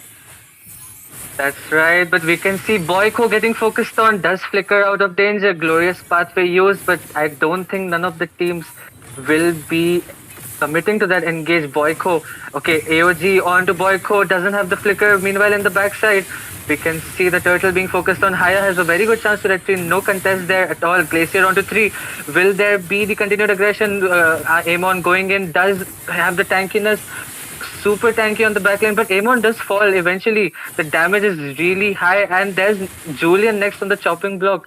No answer to the aggression coming for, no follow up, no timely follow up there for Amon, and Amon as well as Julian a 2 for none trade, as well as losing the turtle. Celsius Esports finding their groove in this match, Jimena. Meanwhile, Nox casually farming onto the bot lane as well, and the top tier 2 tower being taken down by the side of Team Celsius Esports right here. I mean, the kind of lack of the frontliner that I was talking about is kind of showing right now, but we'll hold that thought, because we could see a skirmish happening, but no, Boykoi being smart about it, does not want to give out that goal lead that Team Celsius managed to get despite the early disadvantage. I mean, quiet, smart gameplay coming in from the side of Celsius Esports right here. I mean, they should stick to it right now. I think Hayabusa is doing a great job exhausting those resources coming in. A great sphere of destruction connecting onto the side of Team IQ could be really favorable for the side of Team Celsius right here, because Moscow looks quite farmed, and he is farming up at this point, and once it crosses the 11 at to 12-minute mark, it can be really difficult for them to deal with that Moscow, considering you just have the Matilda and the Gato on your side. Unless you manage to lock him down with the Frigid Glacier or the Avatar of Guardian, looks quite difficult. Then you have the Valentina onto the side of Celsius Esports. She can copy those Frigid Glacier. She can copy those Avatar of Guardian as an answer. Well, okay, the no aggression as of now. Inequalities kind of know it very well that they can't make a mistake right now. They don't have the tankiness that they need, and Haya as well as Moscow as well as Valentina, they are really starting to hurt. It's the mid game already, and around a 3K goal lead has been established by Celsius Esports already. First, the Lord of this game has come up into the land of dawn already.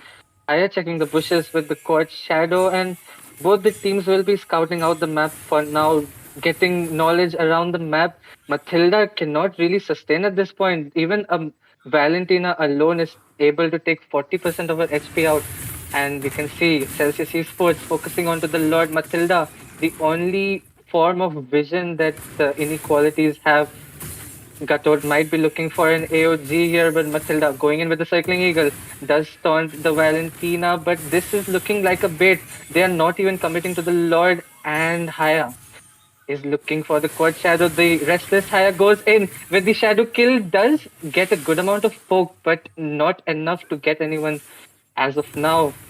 And I think this is a very good strategy here by Celsius Esports. They are just buying time, looking for an opportunity, and baiting out inequalities for now. I think they are waiting for the item spike to show up on the Moscow right here, because right now he is the only one that looks like a saving grace for the side of Team Celsius Esports right here. You do have the Edith, you do have the Hylos to soak up that damage that is going to come in from the side of IQ, and provide that front line for Moscow as well as the Hayabusa. I mean, if they coordinate this team comp together, the Hayabusa with the shadow kill along with the burst damage coming in from Nox, it can be a GG for the side of Team IQ. But in case the Julian manages to get the Moscow off the map even before the team fight starts, I think Fiend should right now, Aya, you know, Aya goes in with the quad shadow. There is the wind of nature baited by Claude. There no quad shadow for Hayabusa. He will be focused on with the blazing duet, but he has no escape as of now. A blunder there by Haya. Spear of destruction connecting onto Sir Arthur. There is the guiding wind as well, circling eagle and the continued aggression. Shut down onto Valentina. This is a comeback and two for one trade as of now. And the jungler from the for the side of inequalities is still alive. There's a burst onto Boyko. He will be flickering out of the situation, but it's just a high loss. He cannot get out of there. He has no escape skill, and that's a complete wipeout by inequalities. What a comeback, Yumena. not really sure about the ultimate coming in from 0-2 right there. I mean, maybe he was trying to keep Team IQ onto the blue side of their map, but then half of the team for the side of Team Celsius Esports stopped taking the Lord. They could have gone for the Lord because the jungler for that side of Team IQ was onto the blue side. I'm not really sure. Maybe a miscommunication coming in, Shazi. Uh, did look like one, but I think a great blunder for the side of Team Celsius did cost them the tier 1 Lord and can cost them all the tier 1 and 2 inhibitors. That's true, and the fight goes on. Matilda will just be taunting Hylos for now, showing Hylos that okay, you had the lead, but we are back in the game, and you can't just burst me down. Okay, even I can be tanky sometimes. So the mid lane gets focused on. The Lord will be marching, but it's just a level 1 Lord though, so I think it will be fairly easier to defend out. But the loss of resources, the loss of neutral objectives, the towers falling from the side of Celsius Esports are going to hurt a lot in the long run. Towers falling left and right. The whole map has been cleared out, and only the inhibitors will remain for the side of Celsius. And I do agree, Yumena, that was kind of a miscommunication. Not only a miscommunication, I see it in Haya's gameplay. He is very restless. I kind of saw him going in. He was waiting in the bush for a very long time. I knew he was going to go for Claude, but maybe he didn't pay attention that Claude had the wind of nature. Even if he went in, he wouldn't be able to kill Claude no matter what. And he had also wasted his quad shadow. So there was no escape, and Claude just went in Hmm. for that opportunity, and the whole team fight went against them as their main damage dealer Haya was down. Even Moscow fell down very early in that fight, and only Valentina and two tanks were remaining who cannot really do much. Even they could have run, but for some reason they were still there. We can see a fight breaking out. Amon doesn't have the flicker anymore, will be taken down eventually, but there's the bait coming in. The glacier onto four, Porta in a tough spot. It's just a high loss. You cannot really escape after you have used up your glorious pathways. So a 1-for-1 trade, tank for tank, it looks like. And it doesn't really mean anything at this point because it's just a trade. But the next focus will be onto the second lord of this match, Yumena. What are your thoughts? EXP for an EXP. I mean, that looks quite neutral as of now, but even one mistake can cost either side of the team the game for them. Meanwhile, Sir Arthur looking quite good with the 5-1-3 scoreboard on his Claude. Someone needs to stop this man because the kind of gameplay that is coming in from him, I mean, the timing with the wind of nature, the blazing duet, his positioning onto the team fight is really dangerous because you do not have an answer, you do not have a suppression for him to lock him down. And if he manages to get the winter crown, it can be a little difficult for Team Celsius Esports to deal with him. Meanwhile, having two tacky frontliners, I don't really think why the Moscow is not still popping off as of now, Shazi.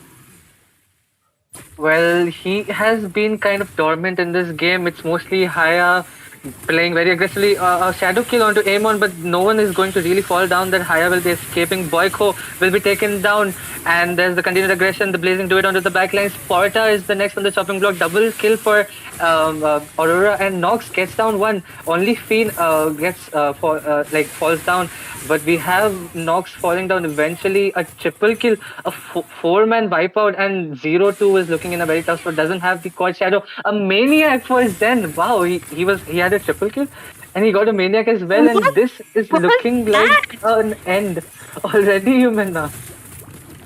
I'm not really sure what the Hayabusa is doing. They did manage to get the goal lead, but then they just threw it off right from the mid game. Shazi, they did have the goal lead onto their side. They were playing it smart. I mean, 0-2 from from the 3 minute mark was being quite smart with the exertion of resources for team IQ, but not really sure why he would do those two mistakes that happened near the Lord Dance twice in that matter. Well, honestly, at this point, it all comes down to being patient, waiting for the right opportunity. And we saw it from Haya's gameplay right from the start of the game. Even though he was kind of successful in using, baiting out a lot of resources for the side of inequalities, he was not being clean. You have to be clean on a Haya. Haya is not broken as he was before. Maybe Ling is even a better option than Haya, but if you're clean, he can do wonders. But we don't see that patience coming from Haya. Even though he had the lead, even though his team was winning, he kind of made two mistakes in both the Lord fights and almost baited his whole team out. So I think this comes down like these mistakes come down to a lack of miscommunication, a lack of patience, and these are the few important things that Celsius Esports has to work on in their upcoming tournaments. Unfortunately, they will be eliminated, and inequality is quite a they were like losing this game, but a very decent comeback and a very good punish to the mistakes made by Celsius. So I'm looking forward. This team is looking pretty good, and congratulations to inequalities for moving to the next round. I do agree. I mean, really great job coming in from the Claude as well, Shazzy. And not really sure why Nico's Queen was always copying the circling eagle from the Matilda. I think it could have been better since Team IQ was already grouped up every time onto the team fight. Maybe the Avatar of Guardian could have been a better option, but I think I'll keep my thoughts to myself. And Jinx, we have her back onto the casting desk. Jinx, what are your thoughts about the last match? It was good. It was good, right? I feel like both teams have sort of evened out. It wasn't a totally one-sided match. I feel like they put up a good fight. But congratulations on the side of team inequalities there. But I do have to ask you guys now. Both the teams were from Assam, right? And you guys have been casting for quite a while in this tournament. How do you think they're going to match up against the other teams in this tournament, right? We saw their gameplay. So how good do you think they're going to do against the other teams? Well, if you ask me, I think the teams that were playing the previous match, I think they still have to do some work because we do know the kind of competition that is coming in is really strong, especially from the side of Manipur. I mean, the kind of matches that I have seen that Manipur teams are showing up in this Northeast Cup is on a different level. They still have to work on. That is true. We're going to go into the draft pick, y'all. Now, this time around, it's going to be the last match of today. We have Apex versus the side of Team Ruhi, and they both are representing other states, not from Northeast, right? So they have a chance to be maybe facing the Northeast teams eventually. We're going to go in the draft pick. Kronos, Cadet, take it away.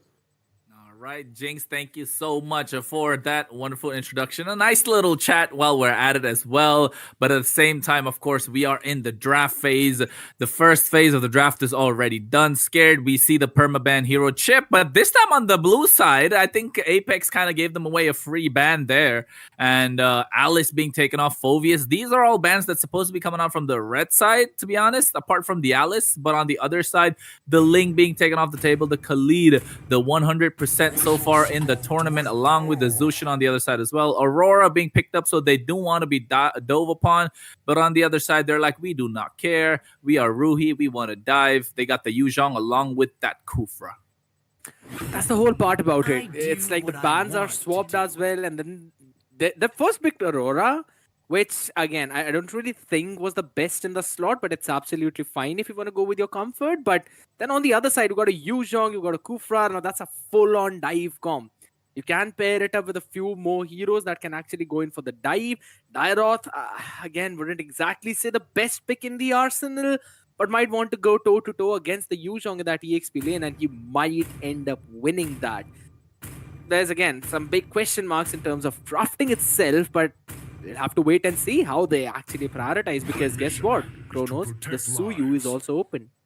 Hey, scared. You know what? I gave up after looking at Eliminators getting knocked out and Celsius Esports getting knocked out of the tournament. I was like, you guys can cook your own draft, because guess what? We are in that phase of the tournament where every single team is an unknown factor. The hidden identity of every single team, that big question mark comes into play, and every single obstacle that they have to go through will be a problem. I think we heard it from Crisis himself yesterday. You cannot underestimate any team in this knockout stage, especially given the fact that it's a best of one, and unfortunately that's what happened to themselves, Eliminators. But let's not focus on that too much. I know I'm reeling back a little bit. I am just a little upset, folks, but right now we have Apex. They finished the draft of the first phase with that Dairoth to go toe to toe against the Yuzhong in the EXP side, and the Hylos. This is probably a Rome Hylos unless they want to flex the D-Rot. But that Sicilian, that late game scaling, they want to play the front to back composition. It's a very clear cut given scenario for the red side, and banning out the Lancelot as well. That's probably what you thought as well when you saw the Sicilian early pick back in the showcase match on game number 5, bro. And then you eventually got surprised when I pulled it off. But here's the thing. I'm just gonna enjoy some stuff here while also saying that imagine you are such a goated player in your region that you've got a team of your own name. Wow. hey, it's not just that. It's not just that. He also might have a game on that name, but hey, that's another story. But that's a different story indeed. But look at the draft right now. They ban out the carry. Right, they take off the carry completely off the table. Why? Because they want this Hylos to go in and be a menace in the face of Dagger on the Sicilian right now. And but they might not have an answer in the gold lane. They need someone who can scale. And the only one that I can see right now that can possibly catch up to the Sicilian has to be the Claude. But the Hayabusa still being left open might just be banned out of here. Hayabusa, but there's also one more possibility, right? If, again, Apex, they decide to go for something more tanky, you also have the Alpha open that can eventually be picked up by Ruhi. And I was also looking at that because they technically need a jungler. Plus, you banned out a carry. I don't really feel another gold lane ban is going to be good because you're also choking down your old gold lane until and unless, of course, as you mentioned, they've got a set plan. They want to just go in for a full Claude lineup. But do you really feel that a Claude would actually fit in this lineup? Because I think it's more of a Ruhi pick in this case. You talked about the Hayabusa, by the way, Kronos. So they banned it out. You don't really want anyone to jump onto the Ice Queen down there. I mean, I agree. The Ice Queen down is quite cold indeed. And that's what they want to do with that frigid glacier. Just lock them up, get their boots frozen. And that's what the Sicilian Dagger doesn't want. And especially given the fact that Itachi here on the Kufra wants to jump in with that bouncing ball, create havoc. It's not going to happen once it's cold. And look at that. You mentioned it, Scared. They want to go for that Claude indeed on the red side for the side of Team Ruhi. Yes, it would have fit great in the form of Team Apex as well. It's just the fact that they did not have the priority pick in the second phase of the draft. So realizing that, it's not only that they pick it up for themselves, but it's also denying the opposition of this Claude, which has the potential to dive into the back line. And now they're looking to counter engage. Not a Leslie. Yeah, I mean, okay, it fills up a few categories of your team having that late game scaling. Plus, you technically counter a Claude. Come on, bro. Late game scaling. Come on, like let's be honest. You got Sicilian on the other side. Let's be honest. Come on.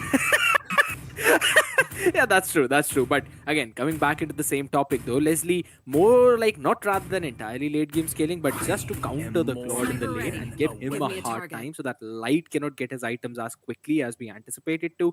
But it's absolutely fine. They pick up the Julian, they pick up the Leslie as well. So yeah, it's going to be again the same scenario in the gold lane where Kaizen might have the advantage, but a jungler to lock in this draft. You got quite a lot of people who still are ready to stand on a face. Maybe a Nolan could be a good choice, but I think so. Asuyu is the best choice in this case. You have the Kufra to dive, you've got the Yuzhong to dive, and there's a Cillian who's gonna provide some good amount of backup. So might as well just finish it off with a dive jungle, Alpha or a Suyu. Yeah, I think I'm not a fan of the Suyu right here. Yes, he's a kind of a broken hero. Let's not just get past that. He is a broken hero, so you can pick it. It works, but I think the Alpha or the Nolan would work here even better because you want to end the game early. Yes, you have the late game skilling, but you need that early game power spike. And oh my goodness, they want to go all in with this brawl front to back composition with the Bane in the jungle. Could this be the bane of the existence of Team Apex in the form of Team Rui? Scared? Only time will tell. What do you think about the drafts? Again, most of it is just comfortable picks from both of these teams. They've got a decent amount of mid game and then a pretty solid late game if you're Ruhi. But on the other side, for Apex, they've got a clear-cut ideology. They just want to go in for that early brawl. They've got the Dairoth for the EXP lane individual win. They've got the Julian into the jungle. So if in case a Kufra dives in on top of you, Yuzhong dives in on top of you, you know you've got that enhanced chain to get that elephant out of the ground and get those extra bit of knockups. So yeah, I mean, both of the teams are individually countering each other, but overall in terms of the comp, I think so Ruhi might be having the advantage, but here's the thing, you can have as many advantages in the draft that you want to. Eventually, you've got to make those outplays in the game, and the micro is what matters.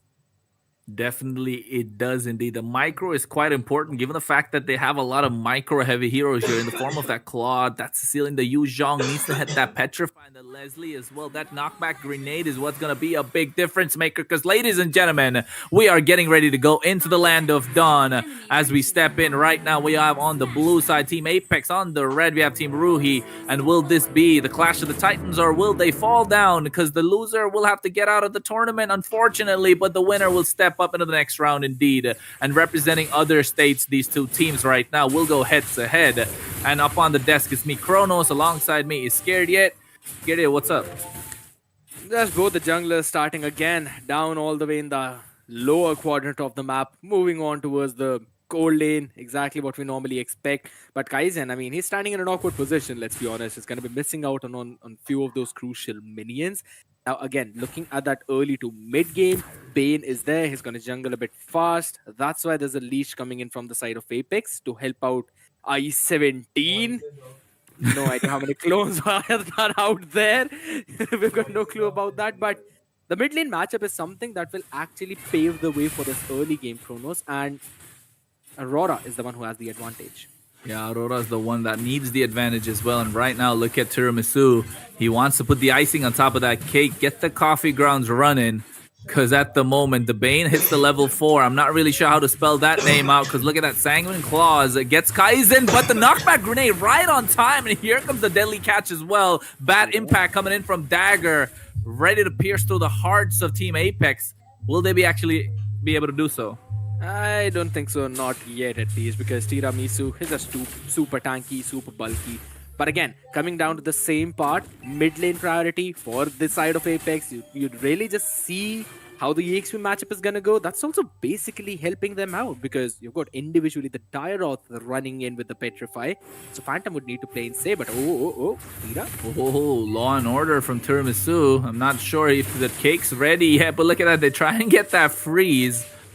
But at this time around, Gaurav Rai gets chunked down, and oh my goodness, the passive is just absolutely immaculate from Phantom, using the Shah Residue and the Shah Essence right on time, but I-17 catches him off guard with the Enhanced Sight as well to dish out the damage. So both EXP will have to recall, and this could be a good fight for the Turtle, that it could go both ways.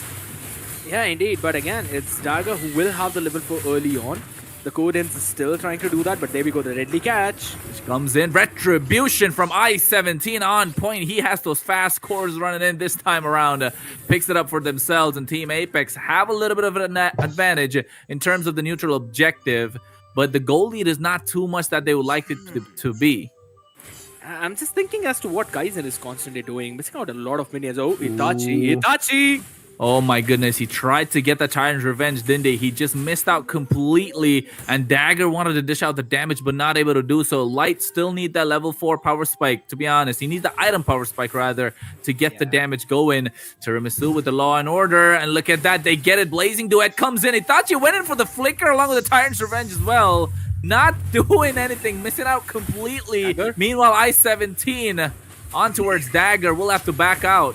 And Kaizen, oh my goodness, went under the turret. First blood gets taken down. Itachi misses once again. I-17 will be the next on the chopping block before Tiramisu went down. So that's 3 kills on the side of Team Ruhi. And it's a late game scaling comp yet again. You have the mid game power spike by Light. But Gaurav. Oh, Gaurav, he's able to survive. He's a big D-Rot. It's all right. I don't feel that way. I mean, look at the amount of gold shield that Light has been able to steal away. And again, this Claude, I think so he's already building towards the corrosion strike, going 2-0-0. He should eventually have completed it. And this is something we don't really see, you know. I mean, there are a few people even in Filipino area who don't do that. Probably costing them a few games here and there, but we're not talking about that. Hey, it is what it is at the end of the day, because right now, look at that Phantom.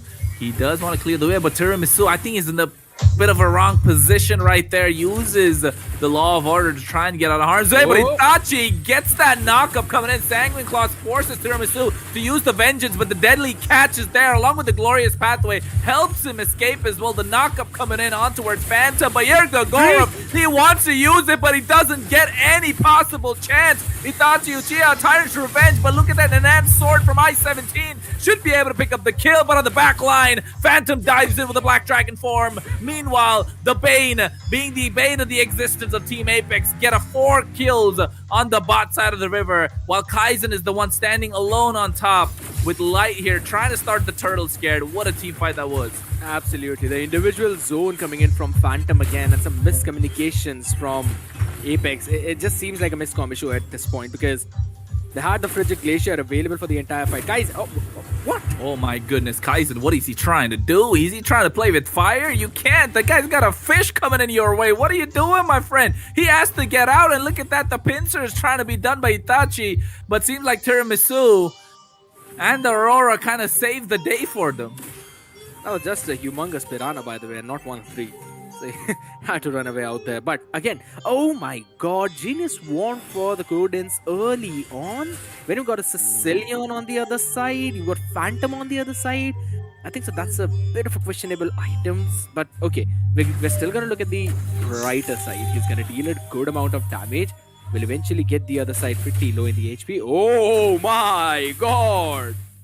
Yeah, that's the damage that we were worried about, weren't we? The late game damage, but guess what? Bane's early game damage is doing quite the trick, and he is... Oh, Jesus, that's a tank, but the Revenge and the Rage connects on towards I-17. He's nowhere to be seen. Meanwhile, the backline dove upon by the Black Dragon, able to pick up the kill once again. He goes with the Fury Staff along with the Petrify, but there's a Petrify of their own from Gaurav, but he gets taken down before the Abyssin Strike can hit. And that is 4 kills once again in the hands of Team Ruhi. This seems like a one-sided game so far. Kaizen left alone on the top side. He has to farm, but the goal lead is just getting a little out of hand scared. I mean, it all comes down to the priority as to what you really want to do. And Tiramisu running in with a vengeance, that's a bit... yeah, he is dead. Kaizen is dead. No way surviving that. So, coming back to the same point. Tiramisu running in with the vengeance and not the revitalize means he'll not be able to sustain as much as we'd expect him to. And there's no way for you to actually burst down the entire front line. But hold on a second. It's a divide coming in. Tiramisu. Scared? You know what tiramisu means? Absolutely not. It's actually an Italian dessert. It's a coffee cake that's actually made. It's not exactly a cake, but it's a dessert. And right now, seems like the side of Team Rui are just quite hungry for it. I'm just saying that instead of cooking something, they are the ones who are getting cooked. Yeah, I mean, they're not trying to cook, they're trying to set the pace, but not able to do so. But Itachi completely misses the whole combo. But the turtle in the hands of I-17, but nonetheless, they go down. First is Rai, next is I-17 on the chopping block. 2 kills on towards the Bane, and he wants to go for more. Tiramisu will be taken down. No, he does not, is able to survive. Dagger low on mana. Itachi trying to charge up the revenge, but not able to get nobody. In the meantime, they will invade in the opposition orange buff. And on the top side, Kaizen's able to pick up something for himself. Yeah, exactly. I mean, at least getting that turret is the main part. On a Leslie, you individually counter the Claude like a full-fledged counter. But the question is, that's only one part of it. He's got the Berserker's Fury. He's also going in for the Endless Battle. Again, they're so far behind in farm right now, almost 4,500. So I was expecting an early Sky Piercer probably, but that's not the case. Kaizen. Oh my goodness, revenge on from Itachi coming out. Glorious pathway, but did you see the damage on towards Codens? Oh my goodness! That claw cannon. Jesus, that damage that came out, the rebound damage as well. Codens was not ready for that one, and neither were we, because Dagger here goes on Staggering Claws. Itachi misses the revenge once again. This is all out engage coming in from the side of Team Rui, and Jesus, the damage is just immaculate scared. It eventually falls out of the draft issue coming in. Wait a second, Itachi. Oh my goodness, he gets taken with a full combo. The deadly catch used, adding insult to injury as well. And looks like Dororo is a legendary. I don't know if it's Dororo. I think so it's Wororo, because that kind of, pairs up with Kaido's laughter of One Piece. He always he's always like Wororo. Oh, but look at that. Itachi Uchiha catches 2, but legendary is the statement. And look at that, the double kill coming out. The dive is not being done upon anything. He gets a triple. It should be the Maniac, ladies and gentlemen, in the Northeast Cup round 4. We got Apex on the blue side, Rui on the red, and Dororo actually picking up the Maniac. Got Apex on the blue side. Maniac, ladies and gentlemen, not being done upon anything. He gets a triple. It should be the Maniac, ladies and gentlemen, in the Northeast Cup round 4. We got Apex on the blue side, Rui on the red.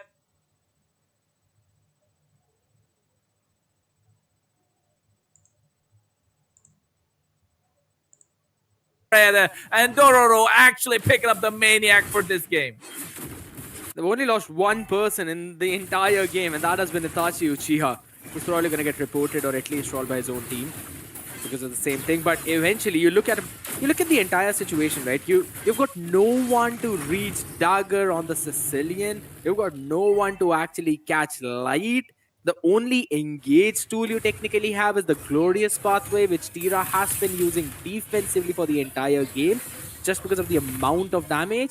Plus also, it's most of the melee situation with God of Rai, I-17, Tiramisu, and that's where the Bane shines. You try to jump towards him, he's got a phenomenal deadly catch to push you all away, knock you up, and then for the re-engage, Itachi Uchiha can also go in for this full combo, which he's doing phenomenally again because he's the one who's engaging. Now, Lord marching down the top side, you don't have the farm, and it's almost level 15 Bane in front of you. What can you really do? I mean, what you can do is just sit, hope, and pray that you actually get through this one, Lord, because that's what they got to do with this one. Look at that Sandman Gloss connect, and look at the same time they go in, but the Petrify catches them at the right time. I-17 is to be next, falling down. Frigid Glacier is there, but guess what? No avail, and Itachi getting another catch on towards Kaizen, but at the same time, triple kill in the hands of Dagger. The deadly catch comes out. Royal Rise not spared again, and that will be a full 5-man wipeout as representing the other states. Team Rui will take this game and end this one on a really big high. My, oh my. I'd still say that it was majority of the situation where it was a draft issue. You could not have done anything with a composition like that, but it also fell down to some of the micro plays where Wororo was just outstanding. That's where I'll kind of bring out the discussion to.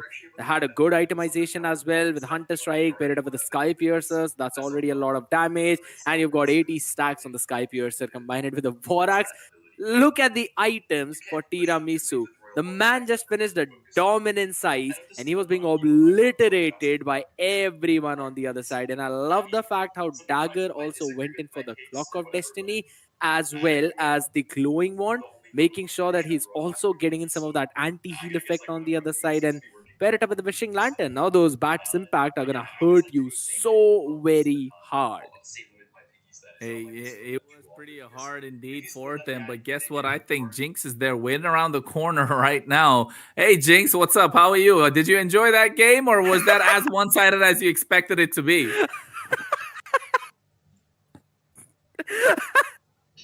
I'm gonna laugh. I don't know bro. why you're laughing, scared. You did not see that. It's okay. I'll show you later, my Jinx. Yeah, it's done. You're muted, by the way. You're muted. Jinx, you're muted. You're muted. You're muted on Discord. Okay, my bad. Two mistakes already.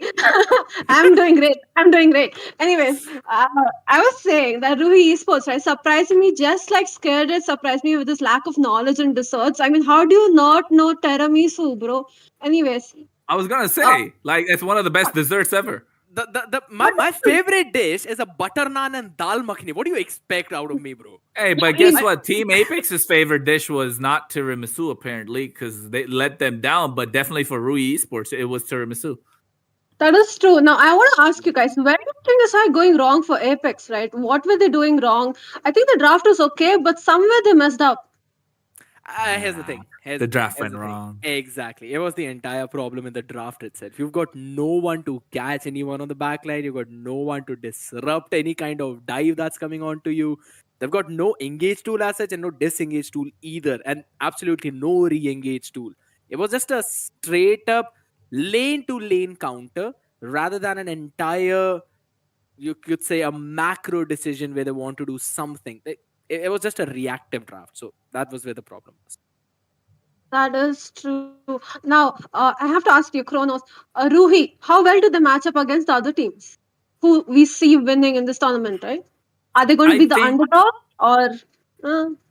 I think they're not one of the top teams for sure because we haven't seen anything crazy come out. It's not like they made absolute bonker plays. It's just the fact that they had an idea, they outdrafted the opponent, they executed their idea pretty well. They needed a snowball to go on from Bane, and it worked out. But they did have insurance policy in the form of that Sicilian Ford defending as well to have the high ground. But at the same time, they had an insurance policy to kind of dive in the form of the Claude, providing the synergy along with the Kufra and the Yuzhong. So they had a very well-rounded draft. It speaks volumes when you have this kind of a draft because I feel like it was not just something that they came up with on the spot. It is something that was pre-planned ideally, and that's what happened to be. So I think in terms of being one of the underdogs, yes, you can call them an underdog because technically they're not one of the top teams, but of course they need to be studied a little bit more. We need to see a little bit more from them,